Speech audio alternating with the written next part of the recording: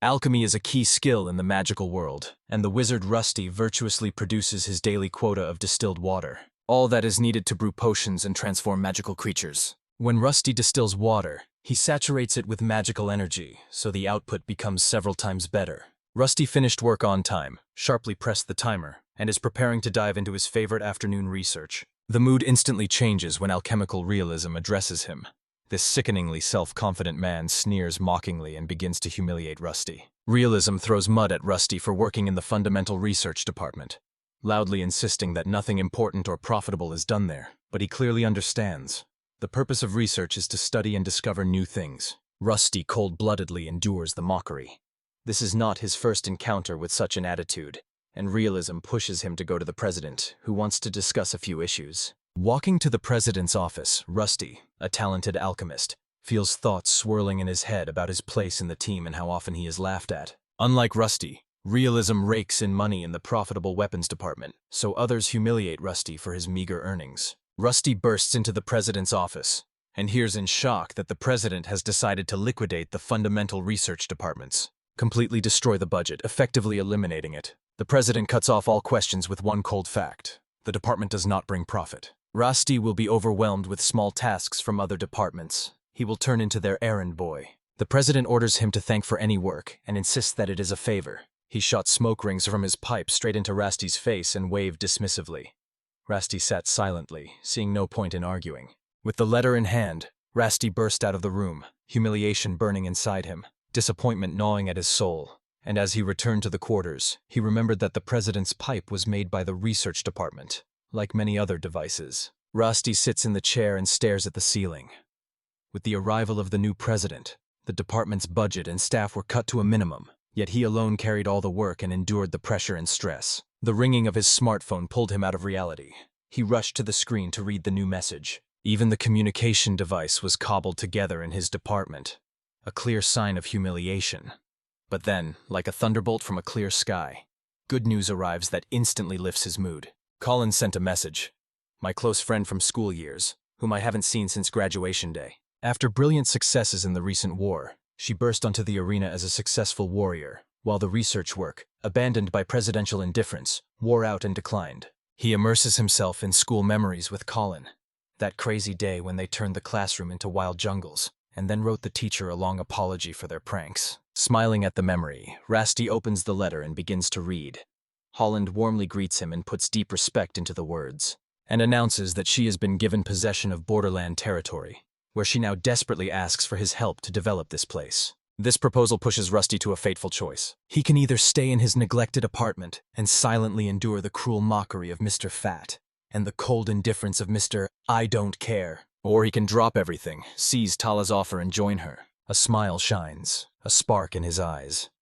Rusty looks out the window, decisively quits his thankless job in this terrible place and rushes to seek joy with Tala. Having made a resolute decision, Rusty rushed to pack his things and suddenly remembered, before the arrival of the new president, he was the senior in the department, so the job still holds him. Former President Master Hallhammer earned his success on his own and deeply respected fundamental research. Together they conquer peaks and achieve incredible results. When the government changed, Hallhammer was demoted to a lower rank, replaced by a former official.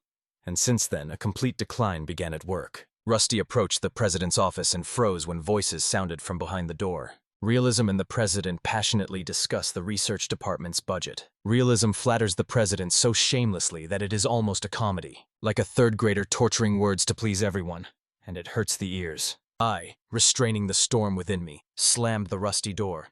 Two inside flared up with irritation when they heard about its rust.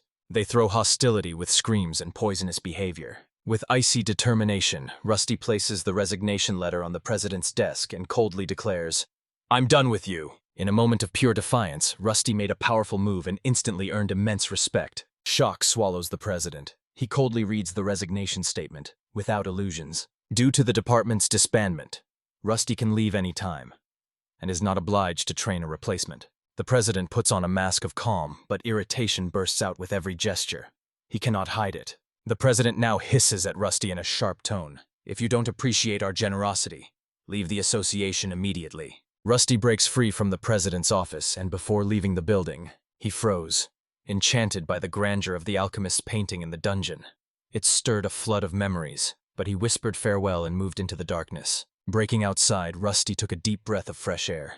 Joy overwhelmed him, finally free from the pressure and problems of the association. Power boils within him, and he summons his 8-legged hippopotamus. Setting out for Talon, he instantly senses a cold hint of danger in the air. Even his hippopotamus caught a strange sound from afar. Rusty sharply warned his beast, "Be on guard, bandits nearby."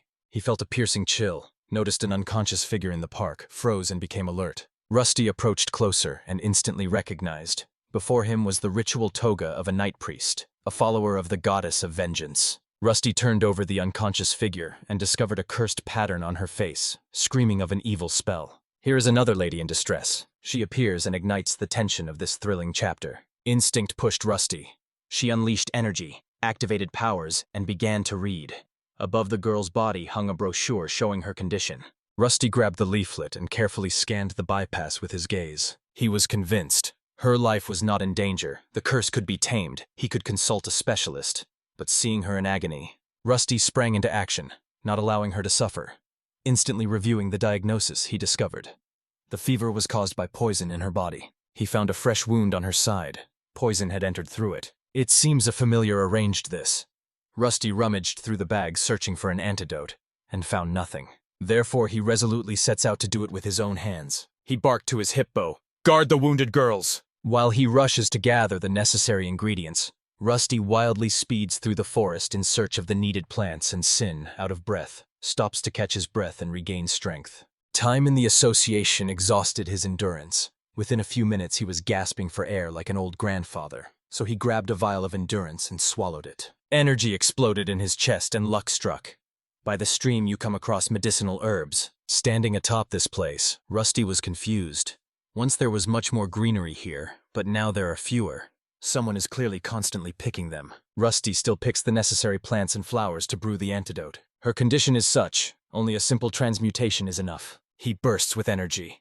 Ingredients, drops of water, and a scroll fly into the air and merge into a perfect healing potion. All his life he forged antidotes, so for Rust this task is a mere trifle. As soon as the potion was ready, he rushed headlong to the poisonous girls and, approaching, caught heavy footsteps. His hippopotamus jumped up and crushed something dark and ugly on the ground. Rusty retreats to a safe distance because he fears that the formidable stomping of the hippopotamus's feet will crush him. The hippopotamus lunged in a final leap and crushed the creature under its 8 legs. Approaching the unconscious one, Rusty sighed with relief. I see. His beast has torn apart the familiar. It was probably chasing girls to finish her off. He dropped to his knees and quickly applied antidote to her wound. It closed instantly, and bright sparks shone around it. She opens her eyes. Instincts sharpen. She suddenly rises and grabs her sword. She froze in a fighting stance. Shoulders taut like bowstrings. A vigilant gaze reveals a skilled knight. She looks at Rusty, undecided if he is an enemy. Rusty points at the dead magical assistant and shouts, "That was the enemy!" She instantly turns and fires. "Who is he?" In an even voice, Rusty first declared that he was from the association, then abruptly fell silent and immediately corrected himself. He was just a traveling alchemist, and this quick correction sounded smooth. The word alchemist ignites a burning curiosity in her, and she approaches him without hesitation. The remnants of the poison weaken her. She almost falls. Rusty insists warmly, "Don't strain yourself," and offers her the antidote. She looks scrutinizingly and demands to know how much his help costs, and she is right. Rust never took money for helping others, so now he struggles with doubts. Recalling the times in the association, he rubs his head and is clearly puzzled. But he tells the girls that he tore her from the claws of goodwill. She calls herself Tala, the knight of the goddess of vengeance and the third of the 3 swords. Confident that the antidote is incredibly valuable and demands finding a way to repay him for his kindness. Rusty proposes a bold plan. He sets off to the northern border to work under Tala's command and asks her to lend the power of the sword so that she becomes his shield in case of trouble. Tala agrees, points her blade forward, and says fiercely that it will cut down any threat that dares to stand in his way. The deal is outrageously one-sided. Rusty only brews a simple potion, while Tala sacrifices her formidable sword.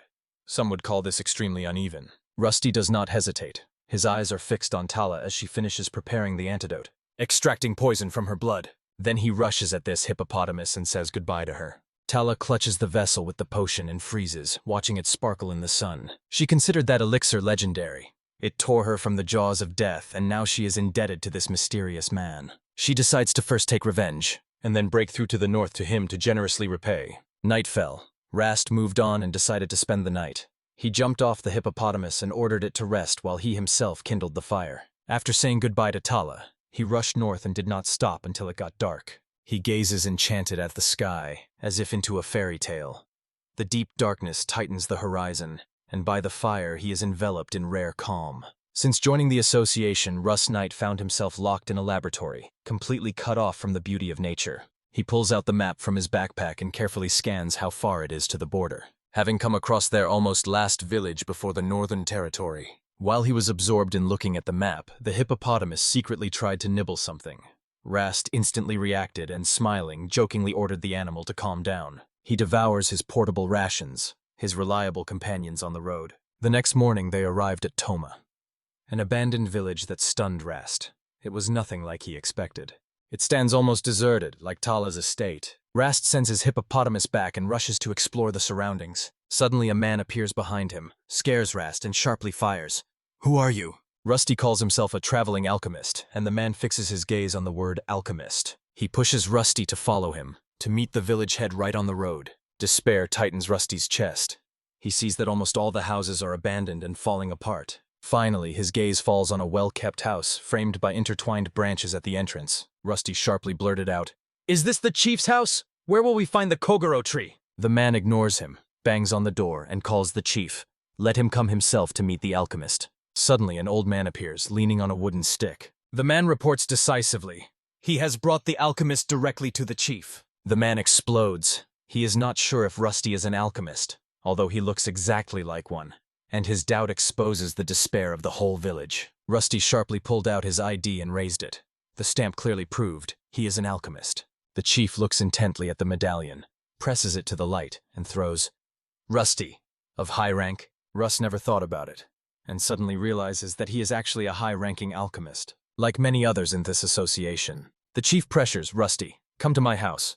I have one important question for you." They are handed tea in a giant mug. Rusty swallows the tea with relief after several days on rations. The chief instantly blurted out to Rusty, "Do you have any traditional magical crystals?" Suppressing surprise, Rusty nods and decisively agrees to help find or create the crystals. He asks why they need the old models. The chief sternly cut off, saying that the magical weapon was modernized beyond recognition almost a year ago, right in the middle of the war. "Wait, why do you need weapons, old man?" The chief growls that both old and new magical pistols were supplied to Zala, that guy who was suspicious from the very beginning, and he rages. The new pistols are a complete fraud. Zala swiftly pulls out both types of weapons, and the chief passionately tells how this weapon became a shield, saving defenseless peasants from predatory beasts. The 32-gun ship became famous for fuel economy and impressive characteristics. The latest model 001 was bursting at the seams with numerous problems. It cost insanely expensive.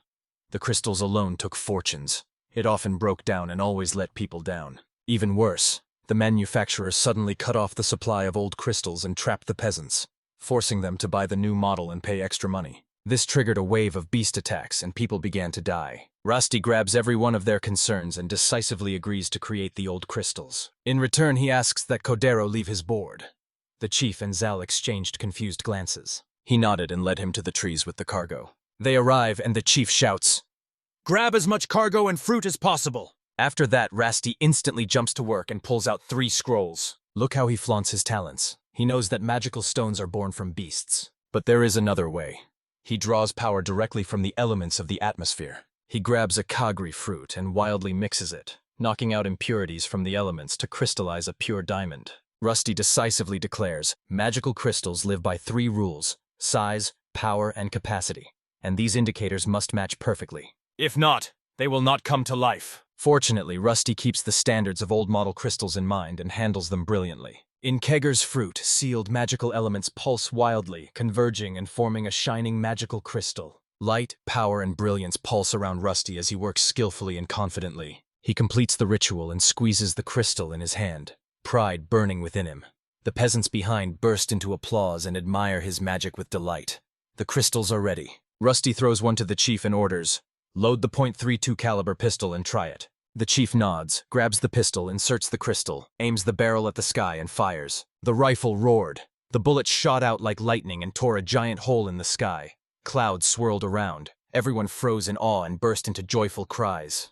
Now they can live without fear of beasts and magical creatures. Rusty smiled broadly as the peasants celebrated thanks to his creation, which filled his heart with peace. After that, he rushed to create even more crystals, and after an hour of intense work, he produces so many that the peasants' granaries are bursting with supplies that will last for years. The crystal would explode with a force twice as powerful as the market one. When he was told about this unusual offer, the chief's eyes opened wide in shock. He cannot comprehend such wealth. His people have been drowning in poverty for centuries, and no one has lent them a shoulder. The chief is fired up.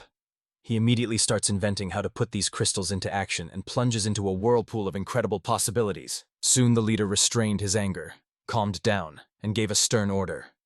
Gather the crystals and bring them to the village. Rusty caught the boss's gaze and whispered about an urgent matter, asking to speak privately. The boss agreed. The conversation must be private. With one sharp gesture, he calls Rusty to follow him to his house, and before leaving, loudly commands the villagers, "Clear the debris," and Rusty runs up and clears everything in a moment. The couple steps over the threshold of the leader's house.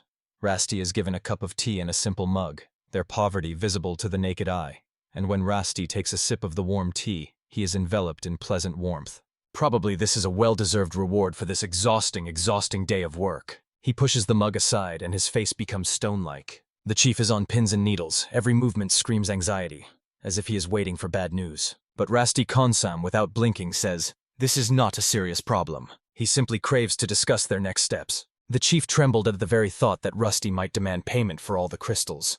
He feels as if he has just avoided a crisis. Rusty said with a sparkle in his eyes that he had made so many crystals, one of which would be enough for the village for years, and now he is troubled by the question, do other villages still use outdated magical crystals? The chief exclaims that all the villages in this remote area are in dire need of these crystals, and Rusty could help them incredibly. Rusty freezes in a confident pose and announces that he will lead the affairs of the new Night Kingdom of Kalon, and from there will expand the trade in crystals. The mention of Colin, and the chief instantly stands at attention. Rusty is not just a skilled alchemist. His connections reach the ranks of the most powerful and famous warriors of his time. The chief barked, "Is that the same Colin who with one sword strike knocks down 3 men in armor?" She looks fragile, but her power overshadows even the strongest fighters, so she was nicknamed. Rusty abruptly interrupts and categorically refuses to hear that nickname again. He is tired of it being repeated constantly. The nickname turns his old friends from the academy into real monsters.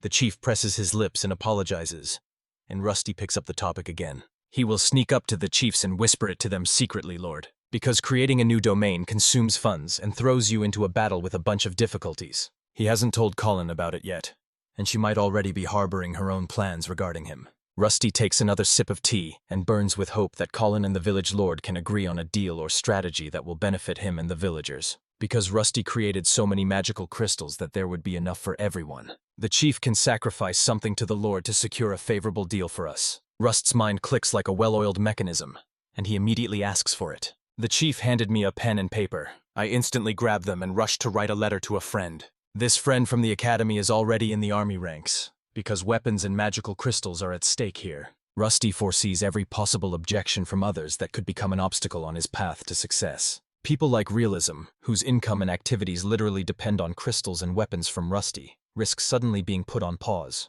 Realism clings to his achievements and does not let them go to anyone, especially Russ, the one he deeply offended. Rusty ignores this fool. He is building an empire and does not allow himself to be distracted by small, unimportant people. He knows that the crystals will sooner or later break out beyond the region and attract the attention of Realism and his team. If someone notices, the army might break in, and the consequences will turn into uncontrollable chaos. Rusty writes an official letter and rolls it into a tube, and he presses the initials of his pendant into the seal to declare his high rank. He suddenly jumps up to leave, but the chief loudly asks Rusty to stay overnight. Rusty politely refused and rushed forward, eager to continue his journey as soon as possible. Wessie comes out of the house. The villagers immediately surround him, stretching out their hands and begging for help with their affairs. Confused, Rusty jerkily raised his head. Popo dashed out of the village to avoid delay. These villagers are too intrusive. In his travels, Rusty was shocked by the emptiness of the wasteland. No beast, no creature. He has no idea what monsters might be lurking for him. Suddenly a monster attacks and Popo's senses sharpen instantly. He squeezes the monster's tentacles to the bone and instantly destroys it. Rusty, boiling with anger, sharply condemns Popo and picks up the remains of the dead monster. They will still come in handy. He sharply unfolds the map. The marks indicate soon he will be near a body of water. From there, the road will shorten. Rusty arrives at the lake and is finally ready to surrender to a peaceful rest. But Popo's restlessness forces him to stand guard, always on alert. Something stirred in the water and shone with a magical aura. Rusty rushed closer to check, but the little lizard suddenly shoots into the air and barely touches his face, fiercely struggling to break free from the slippery tentacles of the monster chasing her. The helpless lizard is trapped and looks at Rusty, her eyes burning with fear. It hits him in the face with the thought. Before him is a child turned into a lizard. She has no human eyes and no emotion. Rusty hesitates, to save or to touch the creature, because many creatures mask human emotions to cunningly deceive and attack. It is the law of the wild. Only the strong survive, and predators hunt the weak. The lizard's eyes, like a magnet, captivate Rusty. He growls to Popo, hit the tentacles and free the lizard immediately. Popo does not wait for a second order and shoots upward, like a ballerina with 8 tentacles weighing over 500 kilograms, breaking with one blow the tentacle that held the wounded lizard, and it retreats into the water. Rusty grabbed the severed tentacle, saved it for later, and quickly examined the lizard. He only slightly pushed. She didn't even flinch. It seems the lizard squeezed out the last drop of energy and lies completely exhausted. Our hero directed his ability and swiftly scanned the creature. Because it's a beast, he cannot precisely identify the problem. Fortunately, new abilities are awakening inside him, and comes across the lizard, weakened and exhausted to the limit. Perhaps his mitochondria are malfunctioning. They are not working properly. They have been depleted, escaped from pursuers and spent too much energy, so Rusty decisively orders Popo to stay alert. The small creature swiftly dives into the water and engages in a fierce battle with a giant catfish, while Rusty rushes to find a way to restore the lizard's health. Hippo crushed the monster catfish and, holding it as a trophy, proudly showed it to the owner. Rusty decisively rubbed the potion into the lizard's scales. A smile blossomed on his face as her energy slowly returned. Mitochondrial activity noticeably surged and may exceed the norm. He is already pulling his hand away from the lizard, but stops. Fear burns in his chest that after all his efforts, another predator will find and kill her. So Rusty decides to pick up the unconscious lizard and hold it to his knees for the rest of the journey. He pulls out the map, traces the rest of the route, and suddenly realizes, from the pond he will have to go along the river to reach the destination. Rusty bursts into this camp with round tents, confident that it belongs to Colin, but Hippo sharply stops him. Anxiety is written on Hippo's face. Someone is putting sticks in the wheels of further progress, and Russ is no fool. His intuition screams that something is wrong. He breaks away from his beast, raises the medallion above his head, and loudly shouts, "I am Russ!" He is a master alchemist of the highest rank. His sect gathers people who relentlessly seek the truth, and he really sets out to this land. At the invitation of the Knight Colonel, he is not lacking in intelligence, but he seems to have lost his mind, shouting at the sky and waiting for his medallion. Suddenly 2 girls burst in, their faces half hidden under fabric and look like a one-eyed cat sticking out its tongue. Colin, well done, very skillful. One of the Geralds draws a sword but greets Russ warmly. She whispers in horror. Monsters in the area disguise themselves as people. Now strict, uncompromising precautions are needed. Rusty finally understood why Hippo was so restless. He sensed the threat from afar, and if he hadn't stopped, the girls would have attacked them. Our main hero Tax sharply shoved the medallion back into his pocket and radiated unshakable confidence in front of the 2 girls. The girls froze. His gaze hit them in an instant, still pretending to be cool. Gerald feels a titanic aura bursting from Hippo, and Verley sharply asks, "Is there a monster sitting on the beast's back?" She is about to charge into attack, but her sister Aerie bursts between them and restrains her. Rusty, without hesitation, takes full responsibility for the lizard and decisively assures everyone it poses no threat. While she relaxes, he suddenly discovers that his younger sister possesses a unique visual ability. One pierces the horizons with his gaze, and the elder seems to sense the power of people or beasts in each of their movements. After the introduction, the girls drag Rusty to the tent where It is stunning how crowds of people revolve around this giant communication platform, and it seems that all data flows into one headquarters. He was amazed by the incredible quality of work and the virtuoso skill of the workers here. While he closely watches the operations, Colin calls him from behind and, burning with enthusiasm, swiftly approaches. Time has passed Colin by. She is still stunningly beautiful. Walks up to Rusty and firmly shakes his hand. Russ curled up in pain, a poor man who had lived for years without female company, and Colin, wildly happy after so many years to see Rusty again, jokes as if he had noticeably aged. Rusty is boiling inside from the remark, but clenched his jaw and held back. Collins bursts with bright energy. She poked a finger at the 2 and coldly asked if her girls in masks had caused him trouble. Rusty instantly realized Colin had arranged their meeting, probably for a bit of adventure. That's how she likes to have fun. Rusty scratches his head and stubbornly insists. He had no problems with the girls. He is a romantic, not a fighter. Stop this fuss, Russ. Colin smiles, sorry. She whispered quietly, come with me on a tour of the camp. I feel that Colin literally glows with care for others. The world is teeming with magical elements that distort the soil and corrupt animals and monsters, while people miraculously do not suffer. Explain why.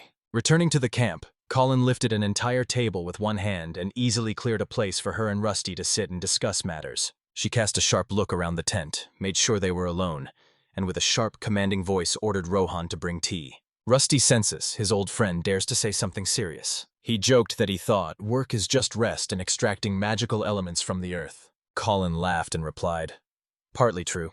This role takes much more than it seems. She calls him the genius of the academy, a nickname that stuck to him since school years. Ross, swallowing his shame, abruptly asks what worries her. Colin twisted her gloves in his fingers, then sharply explained what he needed. First cure the disease that is devouring the camp, then track its source. Armed with clear tasks, Rusty jumps to his feet, and they lead him to the tent. On the way, he feels an ominous tension. People look at him coldly and openly ignore his greetings, and Rusty concludes, they have serious attitude problems, and the disease here is endemic. New arrivals to the camp slowly catch the disease, and symptoms flare up on their bodies one by one. Relief washed over Rusty. Two girls treat him kinder than others, but he is mistaken. The younger sister shoots a warning, don't humiliate Lady Colin, or I won't forgive you, and the sisters instantly disappear. Rusty realized, to earn the camp's trust, he would have to work much harder than he expected. He bursts into the spacious tent without furniture. That's exactly what Colin did, because he knew he prefers his own. Rusty shot out energy and molded a carpet and a beanbag chair so the lizard could rest. The lizard, exhausted to the bone, fell into a deep sleep and slept through the entire journey. Rusty explosively summons the manifest rose of the transmuted beast, a creature that resembles a plant but at the same time looks like a hippopotamus and embodies nature itself. He sternly ordered the rose to lay out a sturdy bed for the lizard so she could finally rest peacefully. After that, Rusty sharply ordered to prepare the bed. Soon patients would come to his tent for treatment. After that, he gives Rowan and Eri the green light to admit one patient at a time to provide immediate assistance. He absorbs their almost identical complaints: fatigue, body aches, and soreness. Rusty decisively hands over the potion to relieve symptoms and uncover the cause of the illness. Side effects may flare up, but he will handle them later.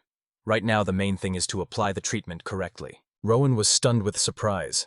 Rusty manages to see almost all the patients before sunset. He sits at the table and meticulously notes every symptom and possible side effect after treating the last patient. Rusty offers the tired Rohan a potion that instantly dispels fatigue and restores vigor. She swallowed, feeling surprised as energy boiled within her, called out thank you to him, and dashed away. Rusty challenges the silence, trying to reach others. They need time to get used to him. He puts the final period in the report and rushes to meet Colin. On the way, grateful workers compete to thank him. He healed them. They loudly declared nothing less was expected from Colin's friend. At the previous job, praise barely reached him.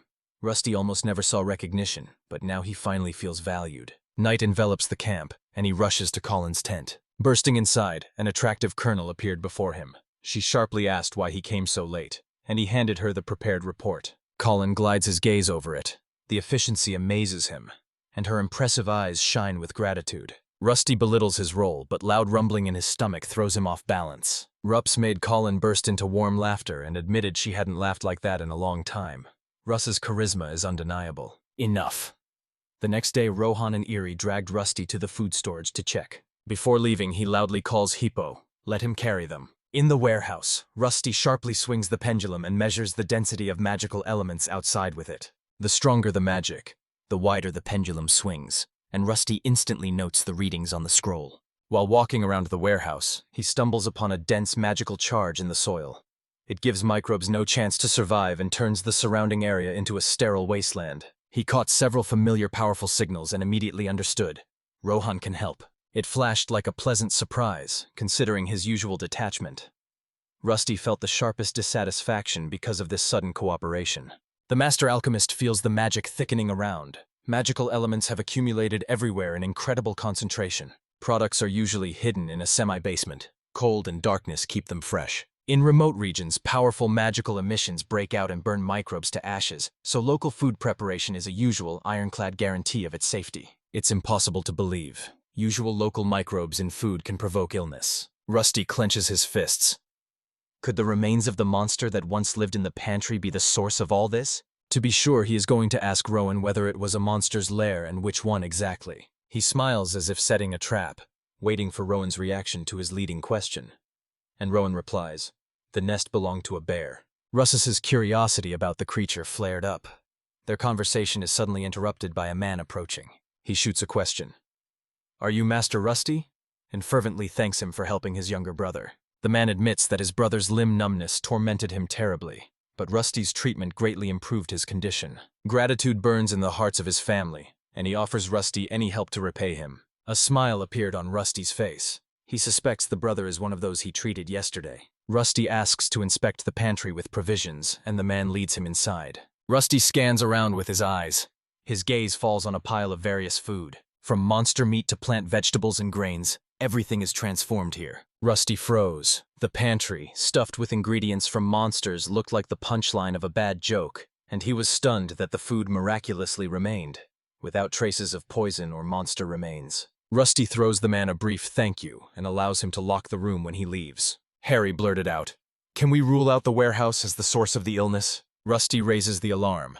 There is not yet full certainty, so he demands to continue the investigation. Ari, the older sister, fires a question. "Where are we going next?" Rusty points to the jug with crystal clear water for drinking and cooking, and announces it as their next stop. They approach the jug, which greedily distributes the extremely limited water throughout the Collins territory. Rusty glanced. The jug was old. He activated the cleaning function. It worked like new, and he found no faulty parts. Rusty imagines, if his secret were crystal clear, like the water in the jug, everything would be simpler. Numbness from the illness makes him suspect poisoning, so he checks every piece of food and every drop of water. He feels the heaviness of choice squeezing his chest. The decision will not be easy. Brown sharply interrupts and blurts out, "Is it already time for a lunch break?" For a moment, fear pierced Rusty before he agreed, and the persistent request to take a lunch break seems strange to him. But he realizes Colin probably ordered the sisters to closely watch that he eats while they accompany him. Memories exploded in Rusty's head. During intense research at the academy, Colin force-fed him. The sisters grabbed him under the arms and dragged him to the camp canteen, throwing, "Food is being prepared in the neighboring tent." Before lunging at the food, he sharply glanced at Sippo and asked, "What do you want to eat?" Shame bit him to the bone. Even his favorite ate better than him. Rusty skillfully transforms finely crushed magical stones and herbal granules into the hippopotamus's favorite dish. He knows that transformed animals need balanced magical nutrition. This dish is made for the hippopotamus. He greedily devours it, and the sisters bring Rass's dish, the main dish from hunted monsters. Smoke for preservation, smoke that preserves flavor. The dish explodes with a flavor. The side dish is crispy roasted edible parts of local plant monsters, and the main dish is finely crushed dry grains. The menu is simple, but the cooks are clearly eager to squeeze a bit more flavor out of it. Rusty asked if everyone eats in the canteen, and Rohan coldly explained, "Families usually eat at home, and most loners die right in the canteen." It reminds Rusty of the academy canteen. They swallow food in dead silence, and he feels the sisters piercing him with their gazes through masks. He fires, "Have you noticed anything in common among the patients, or has anyone heard about new cases today?" Ari decisively stated he did not work during the meal. She claims that she has not heard about new cases and found no common signs among the patients. Rusty catches a simple but harsh fact in Erie's comment. Many patients are unmarried. Erie decisively cuts off, "This is not LAR," and admits that the observation is valid. Rowan exclaims that she brought patients straight from the singles tent. Russ's curiosity is sparked.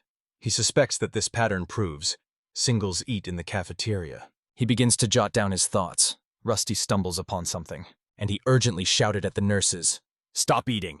He encounters traces of the monster's neurotoxin in the food, the very ones causing these symptoms. With a smile, Riley exclaimed that even lunch breaks give birth to breakthroughs. While Rusty checks the food, Erie loudly shouts to everyone in the tent, "Stop eating! Discovered possible poisoning!" Rusty found that most patients from the singles tent eat in the cafeteria, and the water purification system works flawlessly, so he sharply narrowed the circle of suspects. The sisters were caught off guard when the kitchen manager suddenly approached and sharply asked about the food problem. Rusty apologized for the sudden call, introduced himself, and announced, By order of Lady Collins, he is investigating this illness and asks to inspect the kitchen to test his theory. Inside, Russ's testimonies reveal the truth. His suspicions are confirmed. He instructs Rohan to deliver a message to Colin and firmly tells the kitchen manager, "Act immediately." She nodded.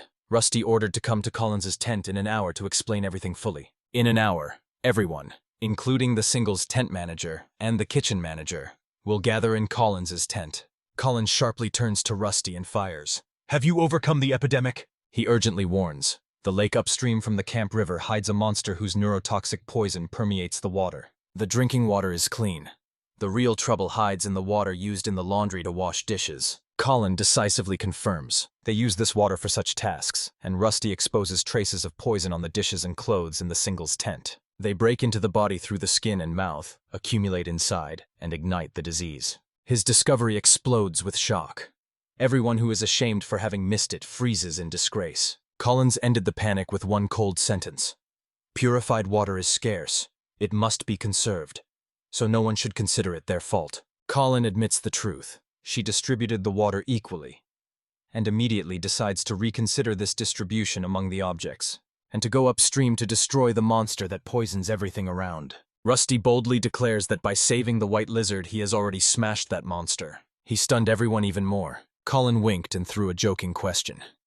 "Rusty, can you see the future?" After the night shift among the patients, she already the next day calculated the source of the disease and destroyed the monster. She still considers its speed almost audacious. Rusty exploded with the truth. The source of the poison disappeared. They will deal with the water soon. Together with Popo, they saw with their own eyes that there is no longer a single monster in the pond. Rusty sharply turned to Colin and decisively shouted, "Mission accomplished!" He won her admiration with his impressive work, and she sincerely thanks him. Rusty warns, since the disease was caused by a tiny dose of poison, the number of cases may sharply increase. He resolutely promised to cure everyone affected and asked Colin to send anyone feeling unwell to him. Grabs the phone, says yes, and immediately asks about the update on the filtering pitcher. Rusty consents will explode into life as soon as sufficient funding appears. Colin swears to give everything he needs, and Rusty beams with happiness. He completed his first mission. He is eager to start life on the border, but fears that the Alchemists Association will cause him trouble. Later, Ari appears and loudly announces that she's in Rohan. Cut through Portman Street in the capital, snooping around shops in search of that big rusty water pitcher they asked for. They talked about Russ, and Harry immediately sensed his colossal combat power and understood. He is unlike other alchemists. She is sure. Even together they could not resist him, and this ignites a storm of mixed feelings toward Russ and Rohan. Harry almost bursts out to express his feelings, but feels Rohan holding him back. They burst into the store for a jug, and in a moment they rush to the Rusty Mansion magical items shop. Tension pierces the city, sharply contrasting with the calm of Portland Street, and Ari catches passers-by with stone faces. It seems magic is raging here.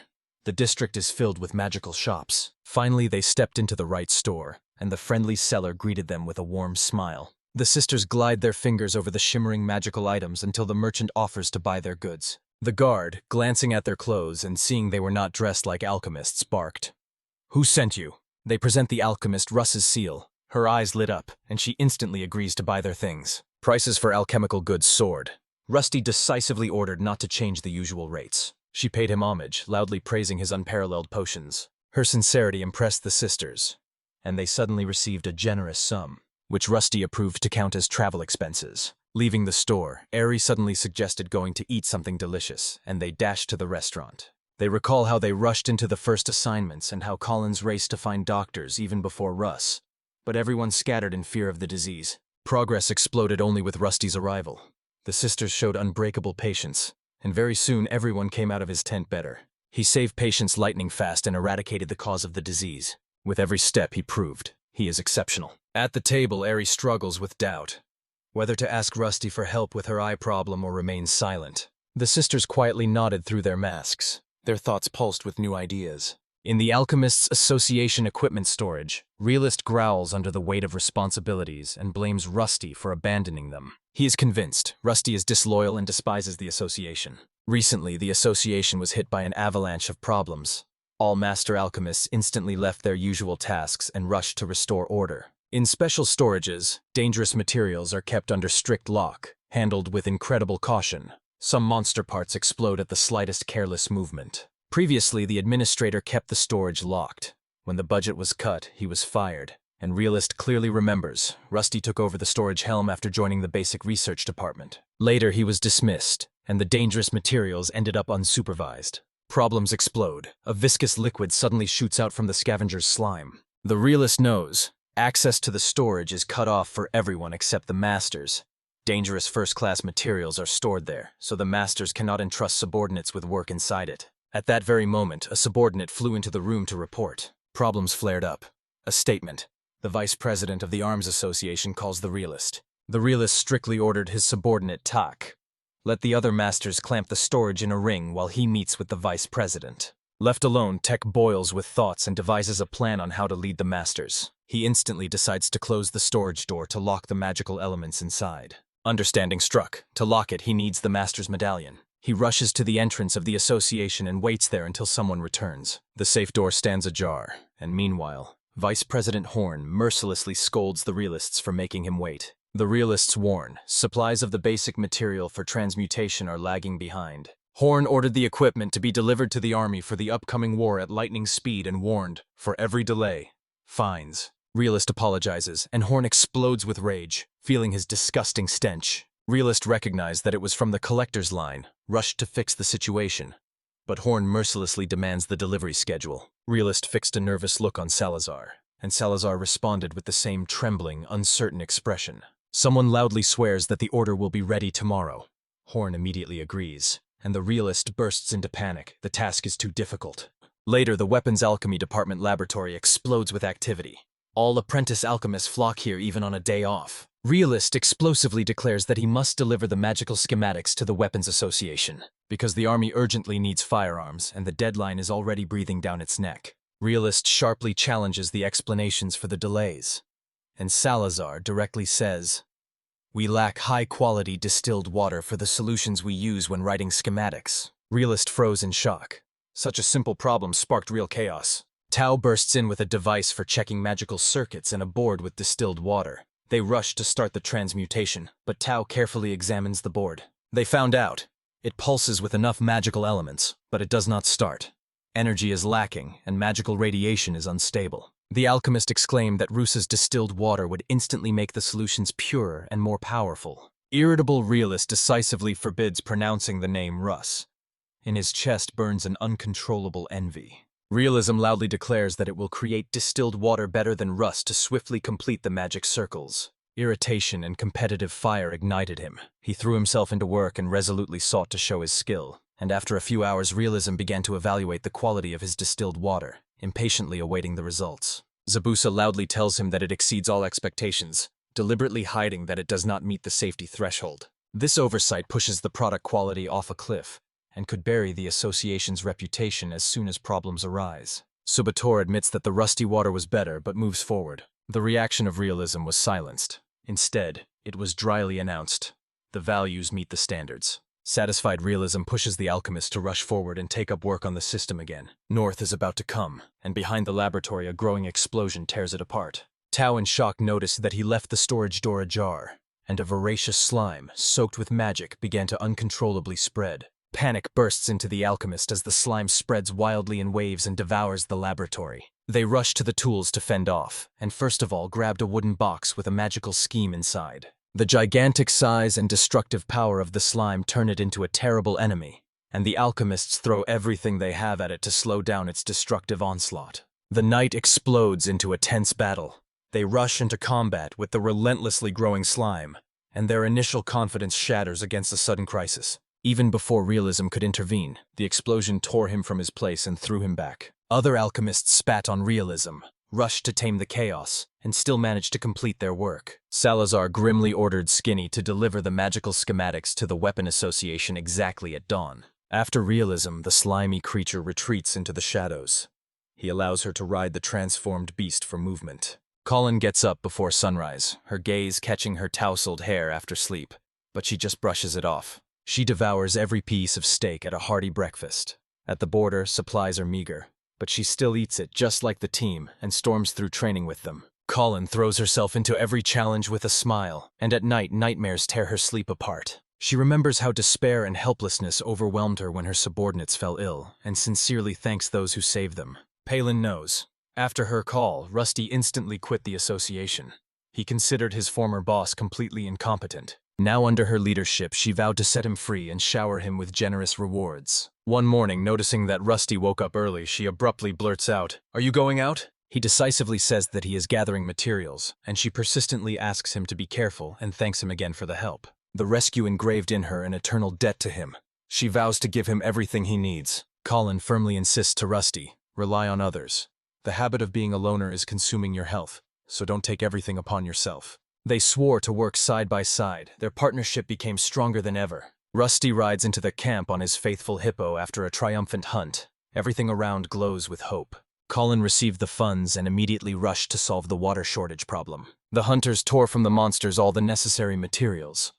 Only one thing remained: to get the jugs. The mangaka's love for the character shines through, so everything goes smoothly, although a huge plot twist may arise ahead.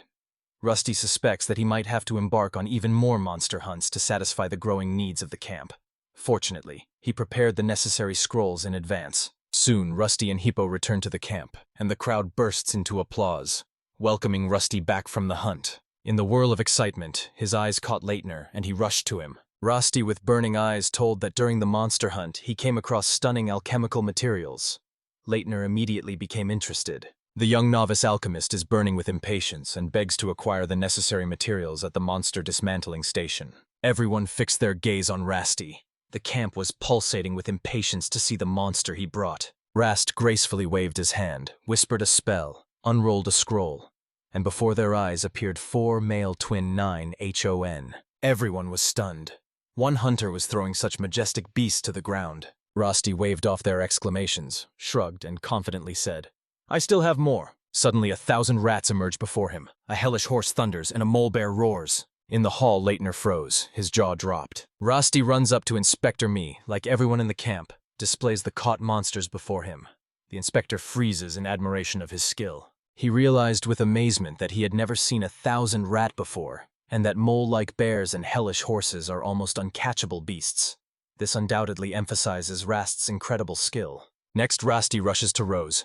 And this is not a girl named Rose, but a real Rose. He loudly thanks Rose for guarding his things, and decisively asks her to continue watching over them. Meanwhile, his faithful companion Rosa triumphantly carried a mountain of pitchers to the camp. Rusty loudly thanks Rosa and immediately carefully examines the pitchers. Stunned that she found those months, he instantly blurted out whether she had any difficulties transporting them. Rosa waved her hand and blurted out, "There is tension in the capital, and some goods are rapidly becoming more expensive." Rusty fires a question about Colin. Knowing that he was fully informed, he clings to the words and believes every detail. Drowning out small talk, Rusty sharply asked Roger to step aside and focused again on casting the purification spell on the water. This process requires more physics than the entire 9th grade textbook. Rusty, like a true alchemist, grinds magical stones into fine dust. He immerses them in crystal clear water and directs magical energy so that it remains pure and obeys the laws of physics. He brewed a magical elixir that with one sip eliminated the malfunction in the magical circle, and Roy froze in admiration of its incredible effectiveness. Rusty rushed from physics straight into the principles of chemistry, and it turned out to be incredibly complex. Without stopping purifying the water, he spat on the limitations of gravity and grabbed his chemistry textbook. He throws into the water whimsical constructions, whether magical visual images or real chemical formulas, and weaves the magical solution into the magical scheme of the jug. Just eat the magical crystal and feed the jug with it, or master the formulas and purify the water forever. Rust Ever Thorough breaks down the physics and chemistry of everything to the smallest details, extracts crystal clear water, and then sequentially implements these methods in all other jugs. Robert, wildly rejoicing, runs up to the group and exclaims that now they can take as much water as they need. Rust sharply interrupts him and explains that this is only the beginning of what applied chemistry and physics are capable of. Robert and the others froze in confusion, and Rust decisively began to explain. These jugs are still only for storing water, and he immediately laid out a plan to create a new magical device that will eliminate the need to carry water to the camp. Rust proclaimed that by his first law of applied chemistry, he will summon rain from the very sky, and Ro, stunned and intrigued by this bold statement, blurted out, "Can you really do it?" She insists. She wants to personally see the entire process. Rust, without hesitation, invites her to the lake. Hippo launches the water collection instruction. He forges a magical device that will extract water from the pot. The process itself is too complicated for details. This is chemistry itself. The hippopotamus emerges from the lake with a tiny fish in its mouth, proving there are no big threats or monsters below. Rust skillfully adjusts the device, and Ro fires a question. Does it depend on the magical stone of that monster? Rusty firmly confirms. He personally checked the water and made sure there is no paralyzing cloud in it. This byproduct grew out of an extremely dangerous monster, the one that physical attacks simply do not touch. Ro is still puzzling, trying to grasp the full extent of Rust's abilities. Rusty flicked the switch. The device came to life with a hum. Ro instantly blurted out, "What is this called?" Rusty casually says, "Let's call it the water distribution device in clouds," as soon as it starts turning water into clouds. He says the paralyzing cloud grows like a cloud monster, and at its center pulses a magical stone. Robert froze with excitement, watching the clouds rush toward the pitchers. They are drawn by a magical circle that Rusty placed inside to direct the water. Clouds that do not respond to physical interference behave like gas, without shape and without fixed volume. And this idea is primitively simplified by an outdated concept. He makes a joke about E equals MC squared. Pipes are useless in the camp. Monsters destroy them, so Russ invented a clever and spectacular combination of magic and applied chemistry. Rust, Ro, and the hippopotamus rush back to the camp with Rusty and Ro riding the animal. Rusty smiled, seeing the water filling the pitchers exactly as planned. Suddenly, Airy called him and informed that Lady Colin needs him. Alarm flared in Rusty. He rushes to Colin to find out if something is wrong. He hands over 2 parchments, one unfolded, the other tightly sealed. She enthusiastically praises him for his lightning efficiency. An ordinary alchemist would need days to set up the system with the jug and purification, but Rusty did it almost instantly. Rusty dismisses the compliment and dives into the parchments that seem to come from Thomas's village. He sharply threw a question at Colin while she consulted with the feudal lord before starting to trade magical crystals. Noticing that the situation favored him, Collins froze with an icy, sternly serious look. He thundered that circumstances weigh much more than simple promises. Honestly, it just blows the roof off. Colin gently grabbed Rusty by the collar and asked, "What trick did you use?" Rusty protests, telling Colin that he is tearing his shirt. Seeing this, Colin jumps back. He knows her immense strength. If she grabs him by the collar, she will effortlessly shake him off. After a short pause, Rusty, holding his breath, resolutely swears to Colin there was no trickery. In the Enterprise, the driving force is traditional magical crystals. Colin suddenly became curious and sharply asked, "Are these H32-sized crystals?" Confused, she asks with a trembling voice, "Will Rusty really handle this?" And a moment later smiles and admits, "Rusty, of course, will handle it." Having moved on to business, Colin fires at Rusty. "Do you realize that by diving into the interests of capital, you are challenging those who control it?" Rusty nodded, indicating that he understood everything, easily winked at Colin, and a slight irritation froze in his gaze. Colin blurted out, "Does Rusty really expect that she will have to sort out future conflicts on her own? Imagine the 2 of them. Rusty scrubbing the dishes to a shine, while Colin simultaneously juggles several jobs. Rusty claims that he went to Harold for advice. All the answers are written on parchment. Colin froze, realizing that Harold hadn't even touched the parchment. It became clear. Trouble is brewing in the capital, and she says that Airy and Ro felt the same. She had no idea that things would go this far. Rusty and Colin are clearly weaving some intrigue. Laka reminds of 2 old friends quietly whispering a conspiracy during an adult math class. Their thoughts beat in unison.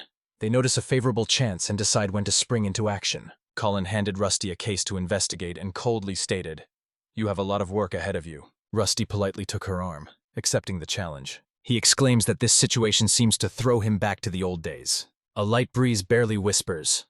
Today, Rusty is unveiling his magical crystal project in the neighboring domain, and he is waiting by the camp entrance together with Rowan and Ro. Sunlight softly envelops and delights, and even the wait suddenly becomes pleasant. Rowan suddenly shouted, The group is approaching! The gaze clings to one figure. She emerges as a real threat. Rusty suddenly realizes that he has delegated all negotiations to others and knows no details. External contractors have taken over contractual matters and are chewing through all the boring details of the agreement. Fraying Rusty rushed to transform the fruits of Kokoro into magical crystals for great profit and now has wide freedom of action. No limits. Crystal extraction has neither minimum nor maximum. All decisions are made for convenience. Before radically changing production volumes, he will definitely consult with Colin. Rusty is stunned. They managed to secure incredibly favorable terms. Having surveyed the area, he understood. This is a remote edge without proper roads, where mules are much more practical than any wheeled transport. He is fervently convinced, in the future, road improvements must become a priority. Boss Colin has the final word, so Rusty just shrugs and does not worry. Surveying the caravan, he comes across the wounded and instantly concludes they were probably attacked. Among the group, he recognizes Azala and immediately rushes to greet her. As if Zala was once Rast's apprentice. She smiles warmly and encourages him with a single short word. Rusty instantly identifies the wounded in the caravan and decisively offers them treatment. There are no serious injuries, so Rusty quickly pulls out the potion and rushes to heal the wounded. Amid the frantic bustle, Rovan shouted, "Rast!" Rusty froze. In the middle of the caravan, he saw Tala. He remembers her as Naik, the one who was saved when she was rushing to meet the calendar. Tal says she was heading to talk to Rusty. Upon learning that the caravan was going the same way, she immediately joined their ranks. Zala adds that Tala repeatedly pulled the caravan out of the monster's clutches. At the border, Rusty threw himself into Tala's open arms and greeted her with a warm, sincere welcome. After polite words, he instantly sensed her tension and suggested relaxing over a cup of tea. He felt that Tala wanted to whisper something alone, away from other ears. Rusty calls her to his tent for tea. Tala instantly throws a decisive yes, without any hesitation. While the scene is burning, Zala asks Rusty to take the keg fruits to the square, and Rune mockingly waved it off, calling it a simple task. Inside the tent, Rusty reveals every corner to Tala. Tala freezes with admiration. All the furniture is carved from ice, and Rusty gestures inviting her to sit, solemnly calling, "Lady Tala." Tala instantly dismisses formalities, reminds that she saved his life, and insists, "Call me Tala." Rusty smiles and says that she can also call him Rusty. Between them, only a bond is beginning, which over time may grow and Rusty may find a partner in Tala. Rusty hands Tala a warm cup of tea. She instantly catches its rich aroma. After a short tense pause, Tala blurted out, "I want to talk about the shaman with Rust." Rusty sharply blurted, "You mean the one who sent the familiar after you?" Tala decisively confirms and explains. As soon as Rusty left, she rushed after his trail to the capital. Shame burst out in her. She destroyed her own church. At that moment, a curse fell on her, which brought shame in the tracker. When Rusty broke the curse, Tala silently sneaked into the shaman's hideout and remained unnoticed. He slipped through the fingers. Tala came across several interesting chips and quickly handed one to Ras. Rusty suspected that the chip might be cursed, so he swiftly put on gloves with the power of Suva cleansing, and only then began to examine the chip. He raises the question, did Tala really show this to the Alchemist Association in the capital? Tala insists. She did not do this. It seemed too risky, so she consciously stayed in the shadows to avoid attracting attention. She sighed. The church stood half-ruined, walls riddled with holes of various sizes, and the air reeked of a foul stench. Rust had eaten away their faces. They became lifeless, like walking dead. He suspects that behind these problems hides a slime-like creature, or some other animal. "It seems someone has already rushed into this." Here is the most powerful version of Rusty praise. It disguises chips. He exclaims that this chip is an enchanted board that transforms magical elements into blazing flame. This feature distinguishes the transmutation of the Alchemists Association. He declared fervently that dozens of magical pistols were hidden in the stash. Someone threw a dark hint about the connection between the association and the shaman. Rusty is boiling inside with anxiety. This situation deeply worries him. Magical weapons mercilessly break the resistance of other living creatures, but it does not affect humans at all. When the magical element is changed, a phenomenon called loss during transformation awakens. If this weapon is created only against monsters, do not touch its elements. It screams. Transformations were created for use against humans, and it reveals its true face. Tala felt cold clutch her chest, realizing the troubling consequences of this discovery. Rusty warned, there is another problem. The weapon will likely misfire. It can maim people nearby. Hardly anyone planned this, so it is a glaring mistake. Rusty bites his elbows. This sloppy work came from his former workplace, and their careless management deeply disappoints him. Tala firmly states that she approached Rusty correctly and sincerely thanks him for the important advice. Rusty introduces Ptolemy to Lady Colin. She is burning with desire to introduce them. Tala sincerely thanks for the tasty tea and instantly prepares to join Rusty. But matters have consumed his time. Dinner with her will not take place. Zala and others set off tomorrow. Rusty must rush to transform the fruits of Kegra into magical crystals. Starting work at the dining table, Lady Colin from Talahmita immerses herself in the task, surrounded by numerous appetizing dishes. Tala instantly caught two women sitting to the left and right of Colin's, clearly her faithful companions. The kind Lady Colin welcomes Tala in the Dominion with a warm smile and an open heart. Round could not stop marveling. Strange twists of fate threw Tala right to the caravan and gave her the opportunity to become its protector on the road. Noticing Tala exhausted from the journey and hungry, Colin smiled and announced that they had prepared a small feast. The table was bursting with dishes. Before her unfolded a luxurious feast that ignited her senses. Thanking her goddess, Tala immersed herself in the taste of the dishes and felt as if she had entered another world. The taste of the meat exploded in her mouth. Herbs and juices merged into a perfect culinary delight, and Tala realized this unique meat probably comes from a monster whose taste she had never experienced. She quickly draws the conclusion.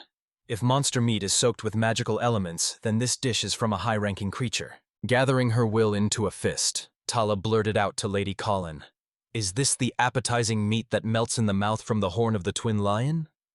And Lady Colin's face blossomed with a smile, impressed by Tala's accurate guess, which she got right on the first try. Colin, with an admiring gleam in his voice, praised Tala's gastronomic intuition and declared, "The meat is indeed from the horn of the twin lion, a steak of an adult female. Among the 9-horned creatures, the most valuable are the adult females. Their meat is infused with the elements and powerful magic that pulses in every vein." Harry proudly exclaimed that Rusty hunted the beast and proved that he is a true master of alchemy. After he tore himself away from the steak, at Tala's they brought an icy glass of ale. A burst of freshness, like the first juicy bite. The first sip of this drink threw her into another dimension. She enthusiastically called the ale wonderful. Its soft aftertaste completely won her over. Tala would never have believed that in such a wilderness she would come across such exquisite iced beer. Smiling, she ironically remarked that she should have expected such quality from the Collins estate. Colin, bursting with pride, loudly declared, "Rusty created a unique magical artifact that enhances the taste of every served dish and every drink." While the chatter continues, a light envy seems to strike Colin. He sees the strong bond between Tala and Rust. She instantly fires back. "What happened this morning between Tala and Rust?" Tala, with fire in her voice, resolutely says she will take revenge on the shaman who harmed her comrades. She exclaimed that she came across an alchemical clue and brought it to Rusty for him to analyze. Colin nods, admits, "Rast is a true master of alchemy." The warm atmosphere, perhaps from the cold ale, melted Tala's silence. He spoke about the past and the passionate desire to honor fallen allies. Under the bright moonlight, Tala's heart ignites with a gentle glow as the past emerges in her memory. 2 years ago, within the walls of the Guild of Turnit's Temple of Erasure, Sheila, shining with joy, ran up to Lady Knight Tala and proudly showed a doll in a newly sewn outfit. Sheila, who made it herself, pulsed with joy and rushed to share her victory with Tala, who had given her the doll. Tala covered Sheila's sewing with an avalanche of praise and, with a glow in her voice, appreciated her equipment. Someone barked, "Tala is going to the city?" Tala confirmed. He was heading out for ordinary shopping. Sheila begged for a cute ribbon for the doll, and moments before leaving, Hollis Fortia's friend ran in. He begs Albert to give up the liver and swears ale will be his as soon as she returns. The church in the forest outside the city constantly needed provisions, and today Tala rushed to get them. Holding a long list, she decided to start at dawn. Parish Chief Silly and Manning approached Tala. "Keep your finger on the pulse of shopping plans, so that no purchase catches you by surprise." Finding that there were almost no medicinal herbs left, they rushed to replenish the supplies, and a silly smile appeared on their lips. "I strictly advised Talon not to overtrain. Getting injured himself would be too risky." De Tala Celia was like a mother. She was adored for her kindness and insight. She caught the finest details. Silly whispered a blessing for a safe journey, and Holly set off on her daytime trip. Returning to the present time, Tala instantly asked Colin about the 3 faces of the goddess Arasli. Colin answered without hesitation, love, wisdom, and revenge, and Tala blossomed with satisfaction. Tala remembers how she was taught love and revenge, and those lessons prolonged her training. When she returned from shopping, darkness had already enveloped the streets. Tragically, while she was away, the shaman suddenly rushed at the church. Talak recalled how, just after getting the ribbon and rare ingredients in his hands, he was overwhelmed by the feeling that he was late. She prayed that Celia would not be too upset. Walking to the church, Tala noticed a bright flash erupting over the hill and saw that the temple was engulfed in flames. She froze before the breathless body of Sheila amid the flames. Tears streamed down, she sobbed, mourning the painful death in duels. The external light pierced the darkness and revealed the assembly hall, the very place where the fire likely broke out. Flames tore through the broken windows. Shock exploded in Tala. She rushed to the sword, touched the hilt, and froze, paralyzed, unable to act. Guilt still burned within her. She had done nothing. As soon as the fire went out with the sunrise, Tala immediately recognized Silly by her figure. Burns scorched Silly's body, but her kind smile shone even in death. When Tala tried to restrain her, the shaman's curse exploded, and Tala burst with rage. The shaman desecrated Celia's body and turned her role as beloved into a tool of the curse. Anyone who approached instantly fell under its terrible curse. Shame cruelly devoured Tala after her failure. The cursed bruises on her face screamed of the disgrace she felt towards Celia. She was convinced others deserved to live longer than she did. Take her by the hand, look her in the eyes, and sincerely apologize. You regret that you awakened these painful memories. Talach, the Lady Knight, loudly confesses. She owes Rusty. He is the one who lifted the curse. She will give him her sword as soon as the revenge is complete, and Colin feels her determination in his bones. Welcoming Tala to her domain, he assures her that she will always be met here with open arms. She persistently encouraged Tal to address her by name. Meanwhile, the master alchemist, exhausted from hours of transformations, felt thirst flare up in his throat. Arya lifts a tray filled with food and drinks, and insistently asks him to take a break. Having achieved the goal, Rusty burst with joy, took a break and greedily crunching food while standing. Airy, his faithful friend, bursts in with several chairs to make everyone comfortable. Rusty whispers apologies to Airy for the inconvenience, sucking on an ice cube that soothes his throat. Airy exclaimed, "Leitner brewed ale for the welcome feast!" Leitner blazed with pride. He had perfected the drink recipe, tirelessly experimenting since he started riding horseback. Rusty swears that this ale is incredible. Its unique aroma literally reveals the presence of plant ingredients of the monstrous type. He realizes Leitner is not just responsible for food supplies, he creates incredible drinks. Eric instantly recalled Leitner's joy when a barley monster burst into their domain, the very one he had tracked himself. Rusty froze, fixing his gaze on the dish, a steak with 2 horns. He had appeared before, but this is the first time he is served as a thick piece. He praises the camp cooks.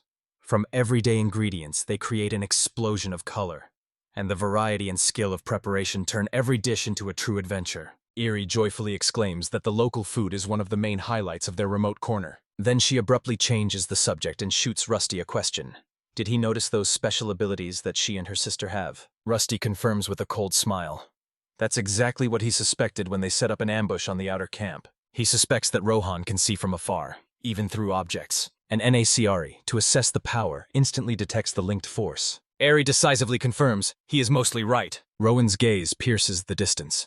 He can see even beyond the horizon, although Eric can for a moment break through the veil of the future. Rusty is ablaze with admiration for their abilities. Magical eyes are a true rarity. But the future place emerges like a living legend. Airy humiliates her gift. It only works when a potential conflict is approaching and grants a few seconds of clear premonition. Rusty blurted out, "Are you familiar with his fighting style?" He caught her face, hidden under the fabric, and imagined it smiling, as if she knows everything, and barked at her, "Don't answer!" Instead, he didn't even ask if she was comfortable speaking so openly about her powers. Harry claims that her trust grew from his past deeds and help to others. That's why she believes him. Pressing the napkin to her face, she exploded.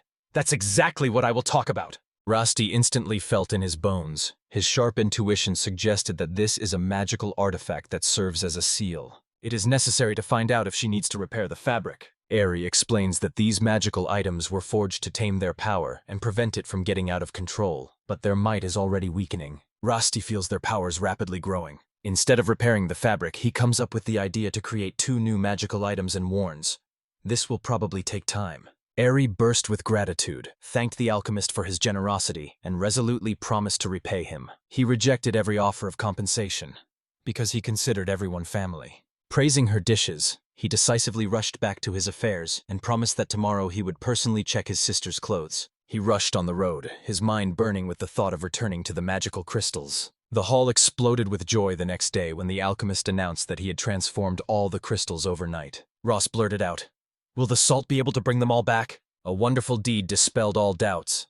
He decisively took on distributing the burdens of the mules. He showered praise, openly acknowledging the exceptional skills of the alchemist. Then Ross rushed to pick up the important person who was with them. Zala soon returned, leading the mammals and a civilian official from the Dominion, Dalton, who seemed to keep the deal under his control. Nimals held his breath as a pile of Kager fruits overnight turned into shimmering magical crystals. He plopped down opposite Colin and immediately started discussing payment. Rusty News shockingly reports the village head likely cunningly prepared his feudal lord for the deal. He suspected that the alchemist would solve this task overnight. Rusty realized, mammal's feather is not just a feather, but a magical tool imbued with spells that protect important documents from forgery and unauthorized changes. The seal used by the mammals pulsed with magic, a true artifact. Rusty was stunned. The figure on the parchment was twice the entire last year's budget of the basic research department. The mammals handed Colin a payment check, and he decisively grabbed it. The official sharply demanded payment for the part concerning Rust, according to the contract. Colin fired a statement. She is creating the Dominion's Department of Alchemical Research, will personally lead it, and, catching Rusty by surprise, unexpectedly appointed him as the head. Although he agreed, a storm of reactions immediately erupted around his decision. Colin sharply announced that for now the funding of the new department will come from the profits of selling magical crystals, after deducting Russell's share. The master alchemist smiled slyly. He knew that opening a new department was a real battle, and he already imagined the paperwork nightmare for the mammals, which almost turned the official against him. Colin firmly declared to the mammals, the crystals will be delivered to the destination, including to his domain, as agreed. He is determined to squeeze the maximum out of strategic resources. Rusty noticed that colonels rarely weave intrigues, so he delegated the resolution of minor details to two officials. Before setting off, he approached Rusty and loudly congratulated him on his new role. She was burning to see how he would cope, and he rushed in pursuit of the shaman, using the information he himself had passed on. The knightess cast him a farewell glance, whispered good luck, and swiftly departed. Rusty watched her leave, quietly whispered her wishes for victory in her quest for revenge, then turned back to Colin. Lady Rose assured, his duties will hardly change. He will continue repairing shoes on campus with alchemy, transforming magical crystals, and conducting basic research. He had to make research an absolute priority in his role, and Colin decisively declared, the budget is entirely at his disposal, only within reasonable limits, only if he disclosed all expenses. She imagined the department growing into an independent unit and being filled with a larger staff. He threw him the task, come up with a name for it. Rusty immediately plunged into thought and began searching for the perfect name for the new department, burning with the desire to get something unique from the Alchemists Association. In his head, a list of names thundered, leading straight to the Admiralty Dominion and its alchemical work. Realizing that the choice would not happen now, he instantly returned to his affairs and dived headlong into work. When two sisters outside his tent burst into a scream, "We have arrived!" The sister runs inside, and Rusty sharply declares that he will check them because of what Ari said earlier. He clearly remembers. During her last visit, Roan constantly inspected the tent, as if studying Rose together with her magic eye. This ability ignites curiosity in him. Rusty loudly orders the Rose to form two chairs for them. Then he approaches the sisters, carefully examining how a stream of magical elements pulses in their eyes, and what role the magical fabric that restrains their powers plays. At first, he decisively asked them to tightly wrap their eyes with a sealing scroll to completely block their magical sight. While this is happening, he rushed to check their magical clothing, a quick basic inspection. Ari, with a trembling voice, blurts out, "Who goes first?" And Rusty just calmly nods. He is not surprised at all. They know. Anxiety explodes every time there is a risk of removing that magical mask that constantly covers their face. The alchemist throws in an idea. Let's start with a strike on the row. When Ari's magic eye forces her body to endure even greater pressure, he hands Ari the scroll and decisively shows how to wrap it around Rohit's head so that her eyes are in darkness. As soon as the scroll was tightly closed, Rusty hermetically sealed it, and Rohit's sight instantly drowned in complete darkness. Convinced of the scroll's integrity, he decisively asks Ari to remove her sister's magical item. Ari gives a decisive nod, and Rusty sharply commands the private to bring the magical elements tester, a device that emits barely perceptible magical fields to check magical items. Holding my breath, I carefully examine the magical stone. Is it still intact? He sharply spreads the fabric on the table and carefully studies it, searching for the source of this magic. What focused right in the center of Roke's forehead? When she puts it on, Rusty sharply launches the pendulum and catches the pulse of the magical element's flow. He dismisses the structure of the magical fabric as too simple, and instantly exposes a buffer and amplifier on it. He mercilessly wrote them off as somewhat unnecessary. The functions of this item scream for an upgrade. They can be significantly enhanced, and he suspects that the alchemist who created it was only a mediocre master. Rusty could implement several of his magical schemes and instantly forge a much better item. He is tormented by doubt, whether the first alchemist was really close to the sisters, and how much truth to tell. He hesitates. Looking at the sisters, he was overwhelmed with relief. Rowan finally relaxed. He sharply extends the magical artifact to Ari and tensely asks her to put it back on Rohit's face. Rusty then rushed to remove the seal and firmly grabbed Rohit's hand. and instantly activate the exchange protocol to reveal the full potential of the item's operation. He placed the responsibility on Rohan to guard the scroll in case it is needed. He doubts whether he was mistaken, but Rohit with his reassuring words confirms the success of the experiment and dispels his anxiety. The alchemist finished examining the sisters and planned to forge 2 new magical items for them. He knew they were much better than the current ones, but hesitates whether to give them away or hide them. He feels the realization hit. To introduce the new, the old must be displaced. Special abilities are rare and shrouded in mystery. He fears that psychological influence might throw them out of control. If all that is needed is just to strengthen their power, the old items often come out victorious. It is a difficult choice. He is going to construct a device that will measure and compare their ability to control magic. Separately, Rusty feels how his recent research has stalled due to routine tasks and a limited budget at his previous job. He finally has a budget. Rusty rejects the banal productivity increase and hatches a completely different approach. An idea arises in his mind to create items that can be fully turned on or off, with brief moments when automations storm the steering wheel. He gnaws at the thought, whether it is worth reversing the formula and applying it in a different context. This could provide the desired result. Later, he approaches Rohit, who was waiting, and with a spark in his voice announces that he has created 2 new magical items for her. He sharply presents 2 pairs of glasses. At first, this throws the sisters off track. They have no idea how to use them. He demonstratively puts on the glasses and insistently asks them to undress. The sisters glow with joy. The glasses give them crystal clear vision of each other's faces, and they feel renewed. Rusty showers them with praise and exclaims that the glasses fit both as if made for them. At first, Eri awkwardly freezes until she gets used to the new item. Rusty does not stop. First, he disassembles the Rodex glasses, which seem to adjust perfectly. He whispers that if you push them into her nose, they will switch to ceiling power mode. Veslovanya mercilessly tests the glasses' function until it is completely satisfied. Rusty rushes them to the armored summit, where sounds have been massively tearing against the current since Apollo defeated the boss Ponda.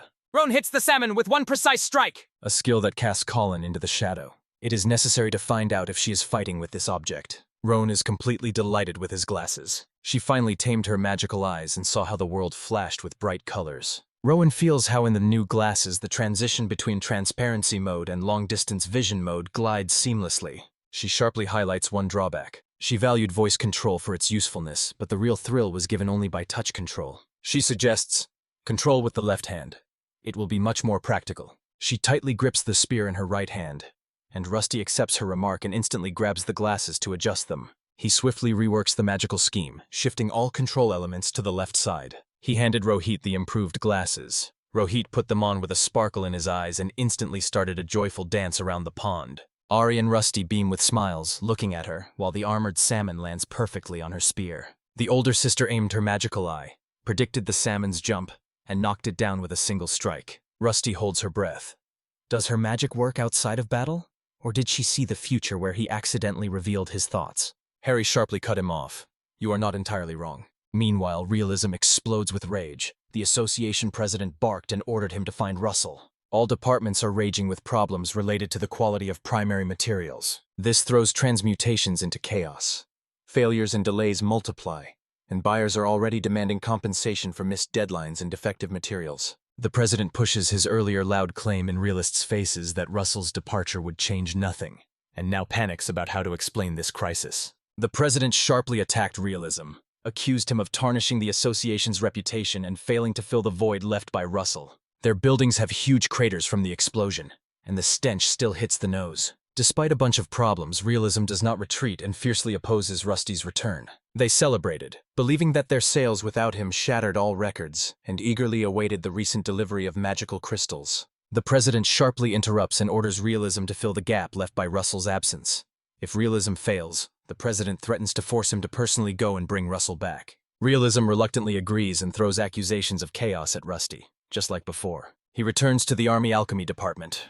Colleagues instantly catch his gloomy mood. Then Salazar enters, carrying grim news, and immediately gives a brief overview of the situation. As if most of the newly sent magical crystals of the new style treacherously returned back. Realism's anger flares up as he inspects the returned cargo. He decisively demands details about the payment and orders Todd to contact the wholesalers. She runs in and desperately asks what to do with the returned crystals, which feed the main stream of income. Realism pushes Todd to the warehouse.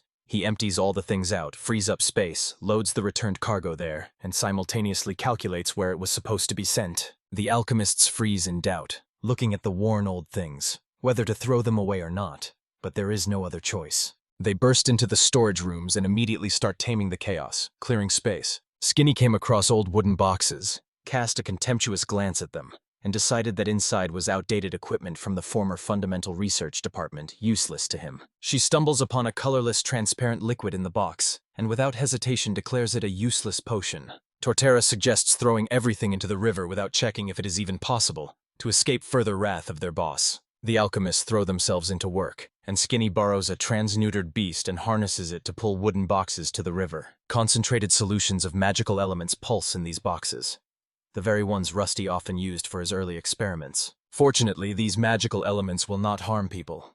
Dumping them into the river will not cause immediate disaster. While the damage is not visible, Tall and others slipped by unnoticed. No one will notice their actions until it is too late. The consequences may not appear immediately, and what to expect in the long term, no one knows. Russell's actions ignited the fury of the fat, corrupt master. As if from among school memories emerges an irrational math teacher. The communication room of the Alchemists Association is absolute chaos, and Salazar clenches the paper in his hands and frowns in confusion while reading. Suddenly, Master Realism bursts through the door, frightening the unfortunate worker so much that he does not manage to respond, and swiftly snatches the paper from his hands. Deep wrinkles on his forehead scream complete bewilderment. Around are scattered old magical crystals, and there are many of them. Realism exploded with anxiety as if he himself cannot believe it. Import completely froze because of those old magical crystals, and Realism suspects that some representative of the association is smuggling them in. But it sounds incredible. Every alchemist who betrays the association will be immediately expelled from its ranks. An unlicensed alchemist could not have pulled off such a scheme. And soon Realism will piece everything together and recall Russell's departure from the association. He suspected that Rusty was behind this, but clients are massively returning magical crystals of the new style. And at this rate, the association risks drowning under piles of unsold goods. Realism sharply asked another alchemist about sales, and it turned out they had slightly improved. Overall, the association's prospects are sinking into gloom. Realism is now boiling with rage. He is convinced that Rusty is pulling all the strings. If this is true, Realism will have to swallow his pride and beg Rusty to return. But Rusty's ego is clearly too inflated to accept such a possibility. A woman at the door called out to Realism. "The boss is calling you." He is burning with anger. Realism will hunt for Rusty a little longer, but for rushing into the forest with some suspicious people who were breaking through dense thickets. The sun strikes Realism's bald head, shining like a lonely moon. His eyes, full of tears, blaze with disappointment, as if he is now powerless to change anything. The boss sharply summoned Realism and ordered him to bring Rusty back to the association. The old man, stubborn to the bone, despised this matter, but had no choice. He obeyed and carried out the direct order. Realism took money out of his pocket, hired several rough-looking thugs, and led them through the forest to retrieve Russell. His choice seemed doubtful. The hired men, like himself, were weak and clumsy, but it was still better than going alone. One lawbreaker hesitates about the route, but reality tears its way through his doubts. They swear they are on the right path. It turns out, instead of taking Russell, these idiots plan to kill the unsuspecting alchemist. And this is a complete failure for them. Russell, the hero of the story, does not give up easily. His resistance boils and bursts out. The group carries magical diagrams from the association, created for transforming elements. They intend to turn them into weapons against Russell. Cold Realism demands. Rusty must be burned to ashes because his cruel desires are doomed to fail. He devised a cunning plan and ordered his people to lure Rusty into a monster trap magnet so they would devour him. This is a vile plan. Distorted Realism ignites their greed. They are convinced that Russell is a probable source of magical crystals and wealthy, so they gladly share the loot. Sure, the scheme will work. The group arrogantly believes they can eliminate Russell. Realism mocks Rusty. He ventured into a remote area teeming with beasts, and says his death will be only his own fault. His logic confuses everything around like complex chemistry. Realism spits in the face of the boss, who obsessively believes in clean operations. He barked at the group. Many local monsters instantly react to any noise. Imagine, they are going to unleash this on 6,000 creatures on Russell. In an unexpected twist, the loud scream of Realism attracts a sound creature that attacks from behind. But it turns out to be tiny, like a warm creature which the group easily crushes. Thousands of monsters are approaching. It is a deadly danger, so they ordered to use magical chains. Switching elements has already drained all magical power. Stubborn mercenaries spat on his smart advice to a net to hit the targets, and in a moment their magical crystals were empty. They beg realism to give spare crystals and weapons, but he has nothing. Cowards fled, leaving the realists alone with the threat. Betrayal cuts the heart. As a member of the association, he has decent skills. He throws himself into battle with a monster, utters a spell, and breaks worm-like creatures. Realism withstands the onslaught of relentless swarms of monsters. Strangely, his transmuted pike, the only attack weapon soaked with the parasitic fat of Garbor, is stuck in his body, and this is a critical flaw of his alchemy. This inefficiency suffocates determination in him. He is afraid of the fight. Having no other way out, he rushed into a fierce struggle for his own survival. Real frantically exterminates monsters one by one. He throws spores that drink life from fierce creatures, and from their remains grow living mushrooms that instantly tear flesh and kill them. Standing amid a huge pile of monsters he killed, Realism faced a harsh truth. Even more monsters are already approaching. He continues fighting under an endless barrage of attacks with no choice, fight or death, breaking through the bodies of monsters, and suddenly one sneaks up and fiercely bites into him. The pain burned in him so much that ancestors appeared before his eyes, rushing into battle with the enemy. His tired face, with sharp features of rage, was cruelly disfigured. He killed the worm that attacked him with his last strength. He knelt on one knee, supported himself with the other leg, felt his wounds and agonized over whether the potion would heal him, and around, a field strewn with the bodies of monsters felled by his alchemy, among which mushrooms had grown, a gruesome sight. Rising after the clash, Realism rushed to Russell and shouted that Rusty was to blame for his recent sufferings. Swearing revenge, he conceived a vile trap to lure Rusty back into the association, ambush him and destroy him at the very peak of joy. This plan was doomed to fail because events would turn against him. Burdened by a massive stature, Realism slowly stretches forward, stubbornly combing the endless spaces in search of Rusty. Meanwhile, Rusty, with faithful Hippo nearby, dives into silence and focusedly performs an important alchemical task. They dig up the soil and extract magical elements to charge the harvest with unprecedented power. When the magical elements in the soil spike, the plants freeze and even mutate into monsters. So the alchemists tear this magic from the earth and release it into the air. Rusty tears the cracked, powdery earth, digging holes, each so large that his hand fits inside. The soil stubbornly clings to the shovel, but Rusty breaks through and finishes the work, while Hippo, his faithful horse, watches attentively with curiosity. Rusty shouted, "We dig in turns!" Hippo gladly picked up. Rusty stepped back and let him dig. Captivated by Hippo's skill, Rusty marked the spots and the work was instantly completed. Rusty rushes to the next step, carrying transformed bolts to extract magical elements. Hippo extends a helping hand, but Russell, realizing that the task is too difficult for his four-legged friend, decisively takes matters into his own hands and does everything himself. Having ensured that there are no leaks, he casts a spell and sharply directs the magical element into another channel. The bolts come alive and absorb magic from the Earth's core, while Rusty carefully restrains the flow, not allowing more to be extracted than he can carry. Otherwise, the power will turn against him and injure him. His gaze fell on the pendant on his left wrist. Memories exploded, the day he was given it. The talisman from his hometown turned into a silent thank you from Ari to Rusty for the magical thing he gave her. Rusty asked if she knew about the charm and its light blush. She coldly explained that charms can be cut. Rusty burst with joy upon learning that it was from Rohan, but he was struck by the question, why does the ability to cut charms make it special? Returning to the present, Rusty stops to rest, leaning on the hippopotamus. The spells will last for some time, so he takes out the predecessor's article and immerses himself in reading. He abruptly pulls out a study comparing the concentrations of magical elements in the soil and in the plants that grew in it. He remembers. Before leading the Alchemists Association, he fervently copied all the papers of the basic research department onto a scroll, because he was sure that Realism and others would reject them. Rusty immerses himself in the predecessor's paper, devouring every conclusion. It claims that if a little magical elements are left in the soil, food becomes significantly tastier for people. There is a theory. The brain deceives itself.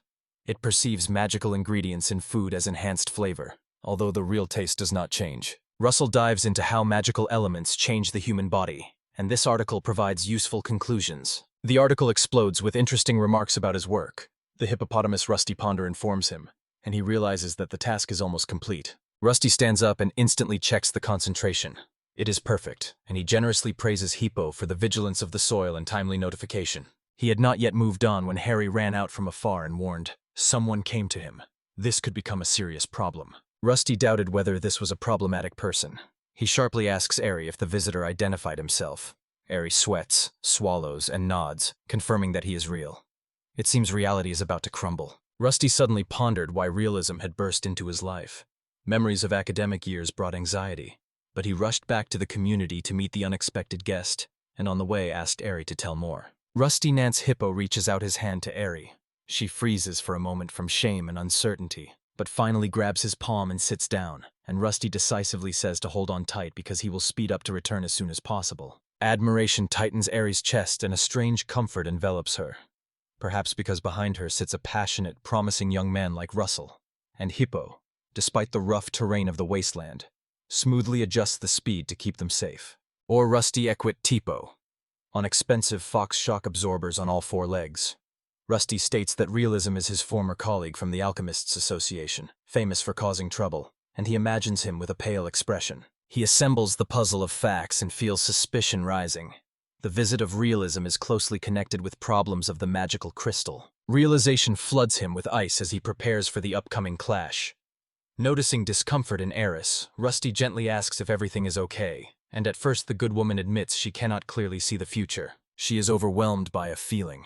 A grim confrontation is approaching, formidable and like a real war. Eri whispered that her vision flickers, and this fuels her horror, and Rusty inquisitively asked about the monocle he gave her, trying to understand how it works. Eri exclaims lightning fast that the magical item forged by Rusty works flawlessly, and thanks to the special monocle she now notices the first signs of the approaching battle, and can be on alert for future trials. Rusty froze in surprise. Eri blurted out the answer even before he fully asked the question. Let's assume the monocle works perfectly. Then he abruptly asked if she meant that he and realism would clash in the future. Harry coldly confirmed. It is almost inevitable. She insists that this is not just a fight. Her instincts scream as if something deeper is brewing, and she cannot explain it because she has never felt this way before. Shame binds Eri. She recoils from the conversation, and Rusty does not even notice her departure. Shout her a loud thank you for these valuable ideas. Hippo stumbles and barely makes his way over the uneven terrain, and Harry grows increasingly worried. Her thoughts are heavy as lead because the decisive moment depending on Russell's choice is approaching. She feels the turning point approaching, when the best and worst outcomes are weighed equally. Eri imagines her fate beginning to unravel. Before her eyes appear two men standing opposite each other in the middle of a barren wasteland, and between them hovers the presence of a shaman. Noticing Eri's anxiety, Rusty instantly looked around. Her eyes flashed with magic, revealing heightened perception.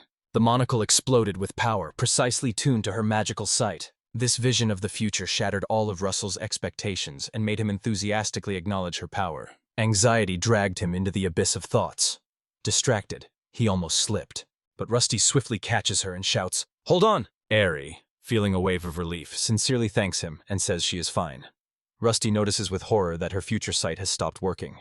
You feel the tension of her magical eye pressing on you much stronger than you thought. Rusty vows to protect everyone, no matter what fate brings, and proclaims Eri as his family. We hide the nature of their connection behind a curtain.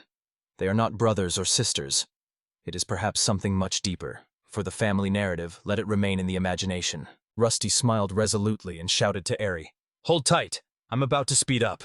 Hippo, his faithful horse, breaks into a wild gallop on 4 strong legs and bursts into the camp. Eri leads Rusty straight to the place where realism is. Her senses are sharp. Sorrow chokes her in the sinister aura emanating from realism itself. This pushes Rusty to the only question. Could this be connected to her ability to become transparent? They approach, and his gaze suddenly caught Lady Colin nearby. He politely bows before Colin, apologizes for their delay, and instantly rushes toward the hostile, almost beastly reality. To rush against the master of alchemy like realism is like jumping into the very hell of trials. And for Colin, stronger in physical combat than in alchemy, this is a real challenge. Rusty feels that fighting realism alone will be too difficult for her. With determination burning in his eyes, she gathers everyone and grabs the helm of leadership, marching towards realism. He theatrically pinched his nose and threw a joke that it stinks here, a clear hint at the presence of realism. The master alchemist responds with equally burning contempt, though reluctantly gritting his teeth and standing up to the confrontation, and realism, pushed by his intrigues, announces that the Alchemists Association is restoring the basic research department. The president gave Rusty a chance to return. Realism extends a hand, as if offering friendship for show. and asks Rusty if he is glad for the opportunity to return to the Alchemists Association. The tone of his voice reveals clear insincerity. Rusty catches the hidden hostility and coldly cuts off the offer with a short, sharp refusal. He decisively states that he consciously left the association. The closure of the basic research department pushed him to this, and now he finds meaning and new opportunities outside it. Rusty cuts off realism. If you came only for this, go. And the pseudo-composer realism breaks down. A rough, beastly howl bursts from him. Not tears, but a primal surge of rage and frustration. And this eerie sound stretched the nerves of Russell, Colin, Airy, and Rogan and forced them to take defense. He prepares to make realism's next move. When his plans fall apart, realism's behavior flips, and he declares that there is no choice left, and he launches his alchemy. A deadly threat sparkles in his eyes, and he swears to kill everyone present. Tension is rising.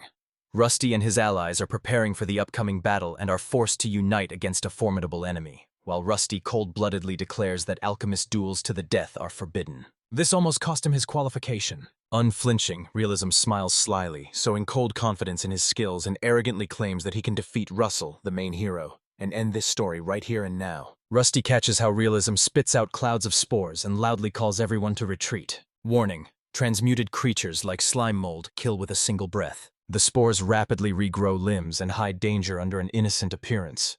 They are soaked with poisonous strokes of reality. Rusty decides to neutralize them all with one lightning-fast strike. He swiftly draws his magical tool, a tiny white wand, which Airy instantly recognizes from his work on magical crystals. Rusty unleashes a tornado with full force and directs it into the heart of realism's spores. It's time to tell realism that he is only a secondary character. When their clash with Rusty breaks out in full, he is not the villain of this story. Russell's tornado sweeps away the dangerous mushrooms of realism. Not knowing what horrors lurk in these transformed beasts, Rusty carefully cut them into small pieces to avoid surprises, while Colin, Airy, and Rohan smiled confidently. Their faith in Russell's masterful alchemy remained unshaken. Rusty, on the verge of caution, decides to relocate the mushrooms away from the camp to save the civilians. This sharply contrasts with the cold pragmatism of the corrupt alchemist hired by the flawed system. His carelessness exposes the harsh truth of many worlds. Realism froze in shock, face empty, while Russell's tornado turns his mushrooms to dust, crushed pieces swirling in a column and merging into a grotesque mass resembling a smoothie. The disgusting sight captivates realism's gaze. Sadness burns in his eyes. His favorite creations turn into vile sludge. Soon the tornado devours him, burying him along with the disgusting remains of his mushrooms. Russell's friend dashed from the edge with a cry of support, and events rushed so fast they couldn't keep up. Angry and humiliated, Realism sprang to his feet and frantically tore off the sticky mushroom slime clinging to him. A groan of pain escapes him. He reaches for his mushrooms, but the slimy mass slips from his fingers, just like his fading chances to defeat Russell. In agony, he screams, demanding an explanation of how Rusty dared to destroy his precious mushrooms. Someone must intervene and pull him out of this madness. This is a fight, and Rusty is completely cold to those creepy mushrooms. No emotional connection, unlike Realism. Rusty and his friend exchanged a glance at Realism's funny stunt. Realism instantly gathered himself, unfurled a manifesto scroll, and summoned a giant mushroom that exhaled thick air enveloping everything around. Rusty laughs, calls it a smokescreen, and mocks the reality retreating from the fight he himself provoked. The gas, heavier than air, quickly settles and spawns a new threat. As expected, the coward fled, and Rusty and his comrades stood in amazement, not understanding why this Realism appeared at all. Colin screams, urging to chase after him, but Rusty restrains them and loudly warns that the released gas might be toxic despite his unstable actions. Realism mastered alchemy, and this skill still looms over us as a serious threat. Rusty rapidly applies alchemy, purifies the air, and separates the poison. The air around them trembles and distorts, a sign that he is separating gases. He had already warned, this alchemy requires incredible concentration. He skillfully separates each gas into its own bubble, one of them filled with pure oxygen. Catching a sunbeam, Rusty ignites the oxygen bubble. It flares up and swiftly descends. Just a spark, and thermal energy explodes. Then he carefully draws the purple, potentially poisonous smoke into a jar and seals it so it cannot cause harm. Rusty sharply turned to his friends and declared that he seeks true realism. At that moment, Rogat, armed with a sharp telescope, noticed something alarming. A voice bursts from her chest. "Rusty, hide behind us!" Everyone directs their gaze to the horizon, where a swarm of faded armored salmons rushes at them in frenzy. The creatures, just evolved, surged in a crowd. Rusty raised an eyebrow and immediately doubted this strange coincidence of timing. They were torn, to rush into battle or choose a cold, realistic approach. Colin takes command and throws Rowan and Aerie to the front line, ordering them to hold back the creatures and instantly test their combat capability. She herself takes position to control the fight and evacuate civilians to safety. When the command sounded, "Survival above all," Colin returns to Russell as Master Rust and vows to provide them with unconditional support, whether he pursues realism or continues to fight. Rusty freezes, weighing options. Instincts push him toward cold realism. He catches himself thinking, is this the fateful moment that Rowan predicted? Russell stands before a crucial choice: rush for realism or stay to rescue Colin while others fend off flying enemies. Drops of sweat run down his face. The weight of the decision presses on his chest. And these armored flying monsters are real sky tanks with tough scales. Without proper equipment or alchemy, they could simply be crushed, and the fight would likely turn into a continuous defense. Human lives hung by a thread. If realism breaks out, another serious threat will appear. Fights between alchemists are strictly forbidden. Their unleashed power can destroy the environment. They put not only their own lives at risk, but also the lives of nearby civilians. This could turn into a disaster, so deadly alchemist duels are strictly regulated. Rusty knows, if realism gets out of control, the destruction will surpass the current threat. And if he retreats only to return stronger, the danger will grow like an avalanche. Colin senses the threat and throws himself into battle, putting the defense of the camp and civilians above all else. She throws the decision straight into Russell's hands. He knew for sure, at the decisive moment, he would make the right choice. After a short pause, Rusty decisively declared, "I am staying in the camp. I will not chase realism." Looking at Colin, he sees the huge responsibility that weighs heavily on her shoulders. If his pursuit of realism leads to sacrifices, Colin, as the camp leader, will take upon herself the burden of sorrow and regret. He feels in his bones she will mask her emotional fatigue. Rusty feels his duty as a vow. He stays here to save those who rely on him. Realism, with a confident smile, says they will deal with him later if he returns.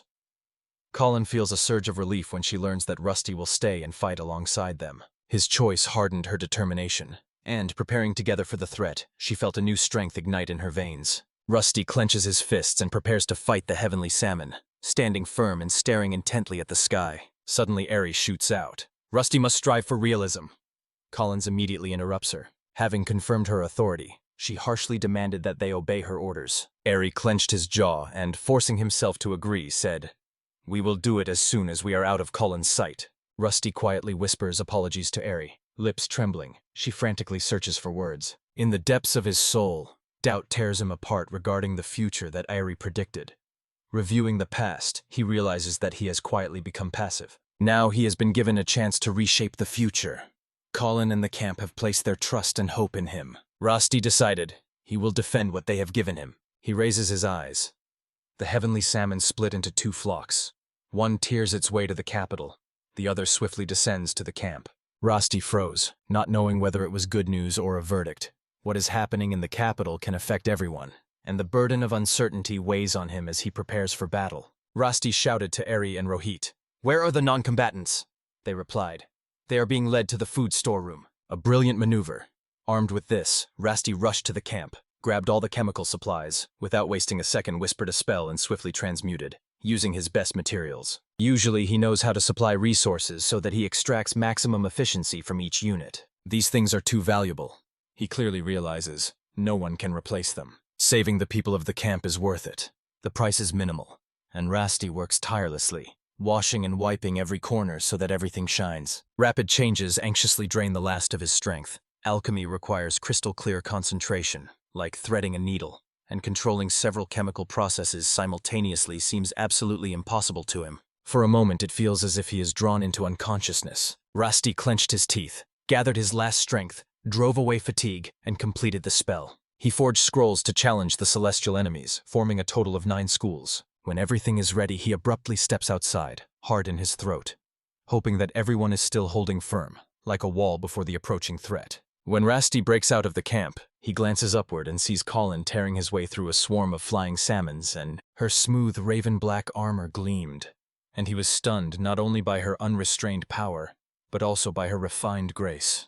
Recall the harsh trials of youth, and you will immediately understand why Colin earned the title of warrior here. Behind the delicate figure hides a formidable force.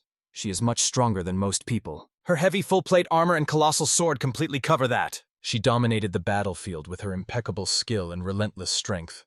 Noticing Rusty, Colin instantly rushed to him and asked if everything was ready. Rusty nodded in confirmation. He casually scans the battlefield with his gaze, sees that Colin could handle it alone, but she shakes her head. Pointing with her hand at the monster eggs scattered around, she admits that she cannot handle them alone, and begs Rusty to take care of them. Rusty barked. We must destroy all the monsters at once. He pulls out all the prepared scrolls, rushes into reading, and activates them all in one breath. If Rusty decided to exterminate the monsters, he would unleash the power of polished scrolls. But that would scatter the camp, so he chooses the manifestation scrolls. The monsters descended on Rusty with frightening speed, moving as one. They instantly dissolve into the air. Rusty sprays a strange chemical mixture that either masks the monsters or burns them to ashes. Ari and Roy froze amid the labyrinthine twists, listening to Rusty's explanation. The manifestation comes alive, real practical application. The scrolls activate a return function, pushing fragments of monsters into another dimension, then bringing them back in a different place. A bizarre and confusing idea, but their resolute confidence makes doubts pointless. One move from Rust ended the fight. He immediately noticed that these celestial salmons were much larger than the armored ones he had fought before. Seeing this, he instantly understood. Their enhanced fins keep these formidable creatures in perfect balance during flight, and the heart scales seem imbued with magic. Rusty is convinced that SEM absorbed magical energy from the air for rapid ascent, and this thought ignites excitement in him. Soon he will rush to exterminate the monster. Lifting a heavy burden from Colin, he suddenly starts handing out scrolls. At this moment of silence emerges Leitner, a diligent man who sometimes guards the food storeroom, sometimes takes to the stove, and sometimes explodes into quarrels with the team. Leitner rushed to save the fallen bees. Their numbers are growing like an endless cloud. A skilled warrior from the Harkness Battle Corps calls him Commander Lieutenant, and suggests becoming bait to strike the flying salmon tactically. But Leitner decisively refuses and loudly commands, "Do not break their circular formation." Leitner hurls an axe at the salmon. Determination burns within him. Martinez fixed his gaze on him and, like a taut string, waits for the next order. Terrible creatures stretch to the very horizon like an endless horde. Leitner firmly states that Lady Colin ordered them not to retreat, and he trusts her unconditionally even in the hardest moments. He resolutely looks into Harkness's eyes and says, "We have come this far because we relied on Colin, and we will continue to do so." Leitner urges everyone to hold on and ignites their fighting spirit. Secretly thinking that they should soon find an opportunity to retreat, he again places hope in Lady Colin and rushes into battle. And then, a shock explosion. They froze with mouths wide open when a monstrous creature appeared. I bite into the salmon as they wildly rush toward Leitner. He grabbed his weapon, raised it up, and thundered, "Be on guard!" Soon it became clear that they no longer needed to fight. The salmon break apart and scatter amid the chaos, and Leitner suspects Russell's alchemy is behind this. The salmons instantly dashed in different directions. Their weapons simply did not work. An incredible force bursts out of the Rusty commands. No. If you asked Rast, he would boringly unfold a tirade that knowledge is power and chemistry. Sorry, alchemy allowed him to achieve this. Leitner sharply demanded a report on losses and injuries from the young man with long hair.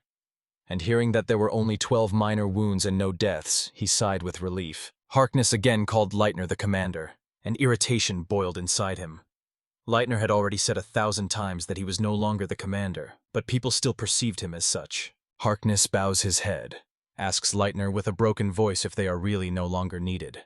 Leitner thinks and coldly throws, "Fool." If they had not managed to evacuate the civilians, and the salmon had broken through immediately, it would have caused catastrophic, almost disastrous losses. The fighters are the backbone of this battle. It is pointless to obsess over one's own flaws, and Leitner's sincere words seem to have pierced Harkness's armor, known for his strictness and unwavering seriousness. Leitner exploded. Without every person, flawless defense is impossible. While Leitner is giving a speech, someone loudly reports, "The mules are under attack." He swiftly gathered 2 or 3 people and rushed forward with them to deal with the remaining enemies. Harkness sees a true commander not in an official rank, but in wise decisions and iron determination.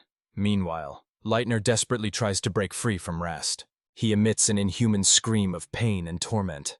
That pain he inflicted on himself. Pride burns him, and perhaps this is his only true concern. He is stunned by how everything turned into a failure.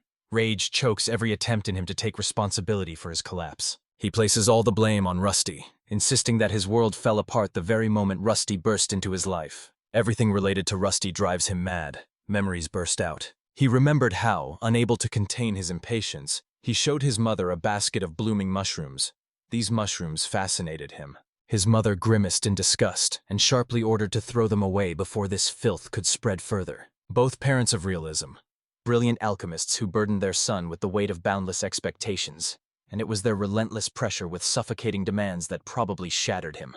This is a classic villain story. Powerful parents pulled the strings. Wilson broke through obstacles and eventually headed the Army's alchemy department. As soon as he saw everyone praising young Rust, anger burst out in him. He earned his rank through relentless work, and watched in shock as natural talent reaped the recognition he so desired. Choked with thoughts, realism crumbles into crumbs, spitting out rusty curses, and he swears. Everyone who caused him pain will pay cruelly. He will drive them to despair and humiliate each one, and the hatred for Rusty only grows in him. Convinced that everyone considers Rusty better only because of his natural abilities, realism looked at his knee, noticed strange scars, and panic surged in his chest. He convulsively tries to understand where those marks came from. His head is spinning, and in despair he swallows several potions. But they do not save him. Despair grabs him and he burns through his entire supply of potions, but nothing gets better. His body seemed to refuse to obey the potion he relied on, and realism instantly threw a series of harsh challenges in his face. Disappointment fuels his despair. Thoughts whirl into a vortex. He decides to return to the association, because he knows they will provide real quality potions there, and he needs to get to the capital quickly. He decisively utters a spell. From the shadow bursts a parasitic transformed creature named Mixer Meat King. The grotesque monster devours him, and reality compresses into a balloon in which only his head is visible without any visible lens. The scene is simultaneously funny and disturbing. It exposes the full strangeness of his situation. He loudly orders the creature to take him to the capital, and unlike his younger colleagues, Mixer meets King Obey. Rushing to the association, having reached the capital, realism breaks free from the strange Meat Mixer King, stumbles but firmly stands on solid ground. Frantically rummaging for potions, he fears that his artificial appearance will give him away and attract unwanted attention from the guards. Sneaking through the streets in torn clothes, he caught whispers about a recent battle. A burning curiosity flared up in him. Would he manage to reach the next corner where the Alchemist Association was hiding and the needed potions awaited? At the corner, horror gripped him. The building where the Association of Alchemists once was based now lay in ruins. Realism clings to its devotion to that place, and feels as if everything he worked for is falling apart. At that very moment, a shadowy figure wrapped in darkness emerges from the rubble. The stranger erects a barrier, trapping them inside and, like a shadow, approaches with terrifying persistence. The hooded figure scrutinizes realism and notices how he is spreading around. He insists that the SAM attack, which destroyed the association completely, was an accident, and that this explosion brought him benefit. Confused, realism tore out the question, "Who is he?" The man in the cloak waved his hand and blurted out that he is an insignificant person. "Thank you, realism. You handed us faulty magical schemes." Before realism can react, the hooded figure grabs his face, lifts him lightly, and drains his life force. He praises the demon within himself and loudly proclaims that realism masterfully wields mushroom magic. With a single finger movement, realism's wounds blaze and pierce him with unbearable pain. In a terrifying turn, a hooded figure transforms reality into a monster and instantly disappears. In an instant, the crowd surrounded realism, who had just fainted. Spores burst from realism's body, and he instantly mutated into a terrible monster. The frightened crowd exploded in panic and scattered in all directions. Realism, barely managing to notice the world around him, cannot understand why people are fleeing, and loudly begs for help. Suddenly, soldiers burst in, aiming their sights directly at him. Chaos erupts as realism struggles with his new existence. Unaware that he himself is now a threat, Captain Harold sharply orders, "Everyone, aim your weapons at the demon." Instantly, the air explodes with gunfire, as everyone desires realism. Harold is unlucky. Bullets safely ricochet off the alchemist's body, as the reports had warned. Realism has turned into a demon, and even magical bullets helplessly clash against his power. Harold swiftly stops the attack. They are already short on people, and if realism is truly a demon, even more demons may be hiding in the Alchemists Association. He loudly gives the order, "Troops, arm yourselves with magical contours. With one focused explosion, they will turn any element into flame." Realism was trying to prove that he was still human, not realizing that no one would believe him. Suddenly, the soldiers unleash a volley, and Harold looks intently. Disappointment flared up. He ordered to stop shooting and draw swords. The plan is simple. Rush at the demon. Realism. Standing before a line of determined soldiers feels a wave of fear. Only the thought of what awaits him pushes him into panic.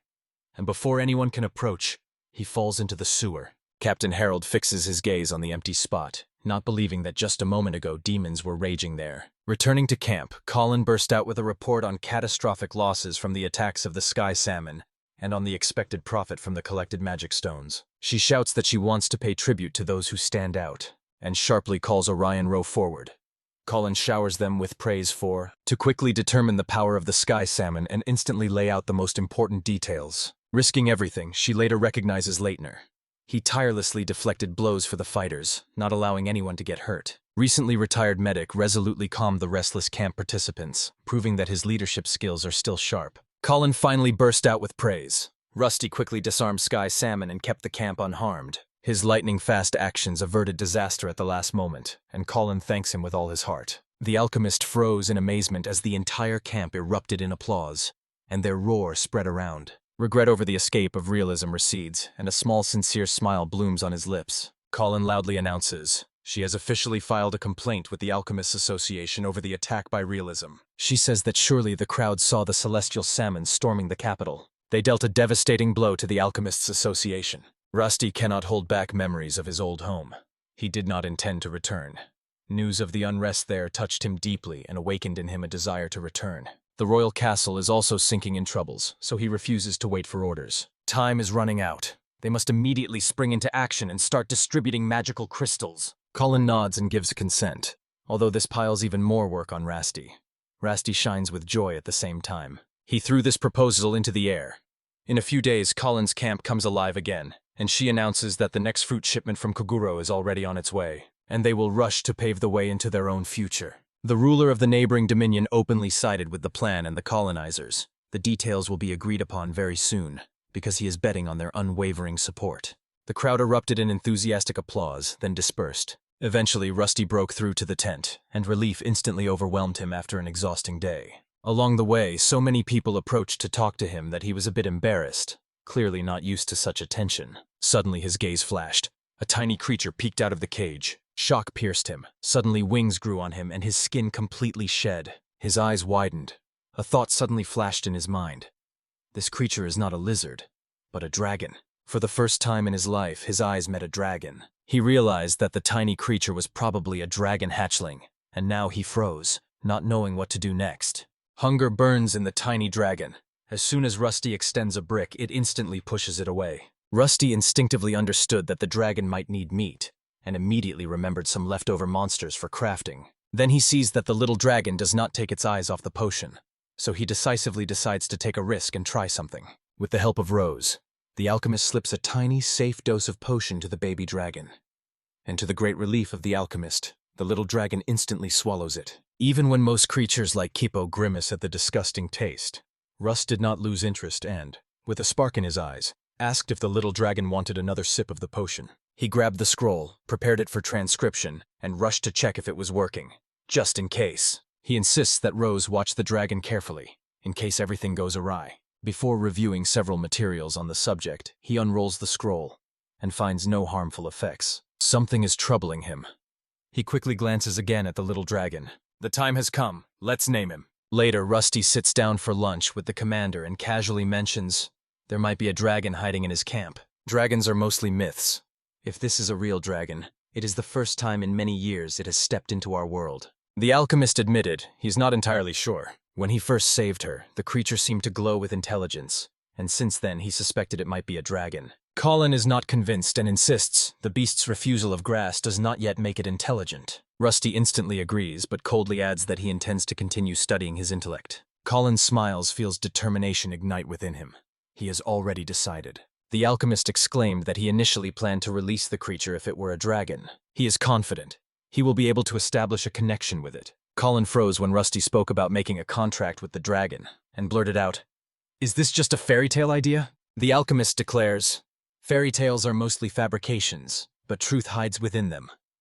Colin froze and wondered if contracts could really exist. Rusty resolutely swears to her that before every step he will implement all necessary safety measures, and Colin gives the green light to the experiment. Before Rusty could explode with joy, she giggles and insists that she wants to be there when it happens. He smiles and readily agrees. He knew. Colin's curiosity burns relentlessly.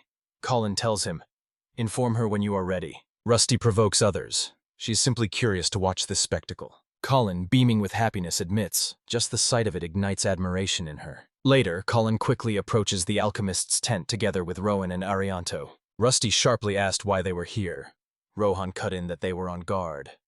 This instantly prompted him to remember that she had been wary of that beast from the very beginning, and he caught himself thinking, "It seems she does not like lizards." Rowan leans toward the tiny creature to get a better look, but Rusty immediately restrains her and assures her.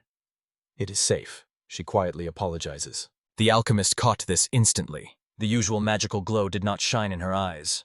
Her gift of foresight was silent. It turned out fighting a dragonling is almost impossible. Rusty shouted to the sisters, "Stay behind Hippo!" They say Colin will handle it herself. She is the strongest here. Then Colin fires a question. "How do you intend to make a contract with the dragon?"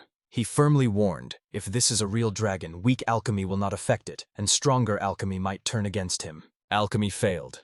He abruptly turns to the girls and throws out, "Have you heard of primal magic?" Airy blurted out, "It is connected with life, and blood serves as its medium." Rusty says that his elder absorbed primal magic and now turns those ideas into real power. His mentor grimly proclaimed that ancient legends about people and dragons could be woven into this magic. The dragon's call tears the silence. Prompt Ari to remind her that the alchemist can grind endlessly if not interrupted. Arya whispered an apology, though she really liked his explanation. Knowing they need to focus on the task, Rusty decisively addresses the beast and orders to start the experiment. Desperately asks Rose to open his cage. He feels it to the bones. Though young, this creature is a dragon. It could easily hurt him. Rose could rush in and intervene, but anxiety gnaws at him from within. He offered the little dragon a sip of potion. Colin loudly exclaimed that it was bait for a contract. She didn't manage to add a word. Other girls instantly silenced her, and the little dragon swallowed the precious potion in one gulp. Rusty spins in his head. He needed to grab concentrated solutions of magical elements. They are exactly what is needed to brew high-quality potion. Although creating them is a real challenge, he briefly thought of the solutions he left at the Alchemists Association and feverishly hopes they are safe. Focusing again, the alchemist feels memory explode. Contract making is woven into the primal magic of the dragon. How fairy tales and myths whisper. Soon he suddenly pulls out a sharp knife. He shouted to the jurors, "This is made from a horned horn." He announces that according to legends, the ritual of contract making begins with the offering of blood, and determination is carved on his face. He clenches the knife in his hand, presses the blade to his wrist, and prepares to make a barely noticeable cut. Rusty slashed his wrist with the knife. Blood flowed along the patterns carved on the blade, and he painted the coat of arms with his own blood. During the loud shout of his name and the resolute declaration of intent, as soon as the connection with the dragon is established, from the silence emerges what no one expected. After his statement, ancient symbols appeared before him, a spectacle that captivated and confused. It was clear that these signs meant something. Colin instantly caught his reaction and blurted out, "Do you notice something?" A wave of confusion hit the alchemist even harder. He runs to the girls, checks their eyes, and faces the bitter truth. They see nothing. He paints a polygonal plate with words, which materializes right before him, and admits he has no idea what it is. The alchemist intently gazes at the plates. They seem like alchemical rings, but apparently they are not. They almost dissolve, and it feels as if a dragon is pushing him to touch them. Holland sharply asks Ari if her magical eye perceives anything, but only Rusty sees the strange phenomenon. It seems that before us is exactly the primal magic they talked about. Meanwhile, the Rusty faces came across completely unfamiliar symbols. He is sure that touching different parts will reveal new meanings, and he will finally decipher these strange letters. And Rusty knows, one must act carefully. Curiosity forces him to rush into danger. As soon as he touches the glowing symbols, they twist under his fingers, and he instantly guesses. Their number is connected to the pattern, but he does not trust their system and fears unknown consequences if he continues to touch them. He intently looks at the tiny dragon and notices. It understands everything. The alchemist sees light bursting from the wound on his wrist, and again places his hands on the plates. The tent instantly explodes with dazzling radiance. The light dims, and Rusty suddenly sees a fiery tattoo on his hand. The baby dragon grew up, turning into a little dragon with the same pattern on its chest. Stunned by the unexpected growth spurt, he ran his palm over the dragon's scales and decided to name it, combining safe with sacred and look with one who flies. He christened it Say Look, and it immediately became clear. The contract with the dragon was sealed. Late at night, Colin suddenly told Rusty that she would come into his tent. She appeared so late that it threw the alchemist off balance. He barely contained his surprise. With a bottle in her hand, she realized that lately, they had hardly seen each other. She steps forward and carefully pulls the device from the box. Rusty is too picky about tools for experiments. The alchemist smiles, picks up her gesture, admits he cannot refuse, and assures her that the glassware he uses is spotless and completely safe. Colin asks for a snack. She suddenly pulls out his package. Rusty doesn't even blink. Inside is meat and fish. Stunned by her thoughtfulness, Rusty asks Rose to arrange a cozy little dining corner. Within a few minutes, they were already settled at the table. Colin pours him a drink and suddenly notices that he is freely wandering around the tent. She boldly offers the drink to the dragon. That which flies onto the alchemist's shoulder settles there to rest. Colin is stunned by their unbreakable bond. He suspects. Could it be his potion that caused this? She fixed her gaze, watching Sailor drink one potion. She heals, because she knows that most potions taste like herbs and are usually disgusting. Rusty pretends to be offended by Colin's remark about his potion. He instantly understood. She was only joking. They clinked glasses and toasted to new connections, and the alchemist glowed with sincere gratitude toward Colin. If she had not handed him that invitation, he might still be wandering the corridors of the Alchemists' Association. Someone got stuck in a routine trap, while someone else burned bridges and took another path. Thinking about how much he owes her, Rusty joyfully swallows the drink. Pleasure instantly explodes and turns into shock as the liquid chokes him. He sharply asks Colin, "What is this?" She shouts that it is free spirit. Colin warns that this drink can ignite anything. She herself had not tried it, considered it a waste. But it is clear that it is incredibly strong.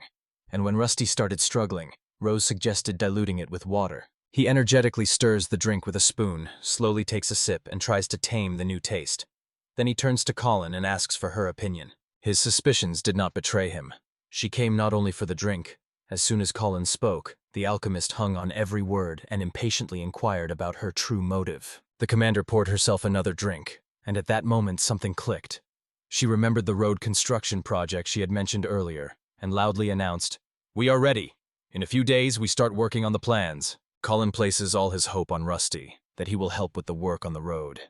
He absorbs every word and clearly understands this road will decide their future. At first, a strong shot hit him with shock and discomfort, but a new sense of purpose flared in his chest. Rusty eagerly joins the road construction, and she is impressed by how skillfully Colin handles her drinks.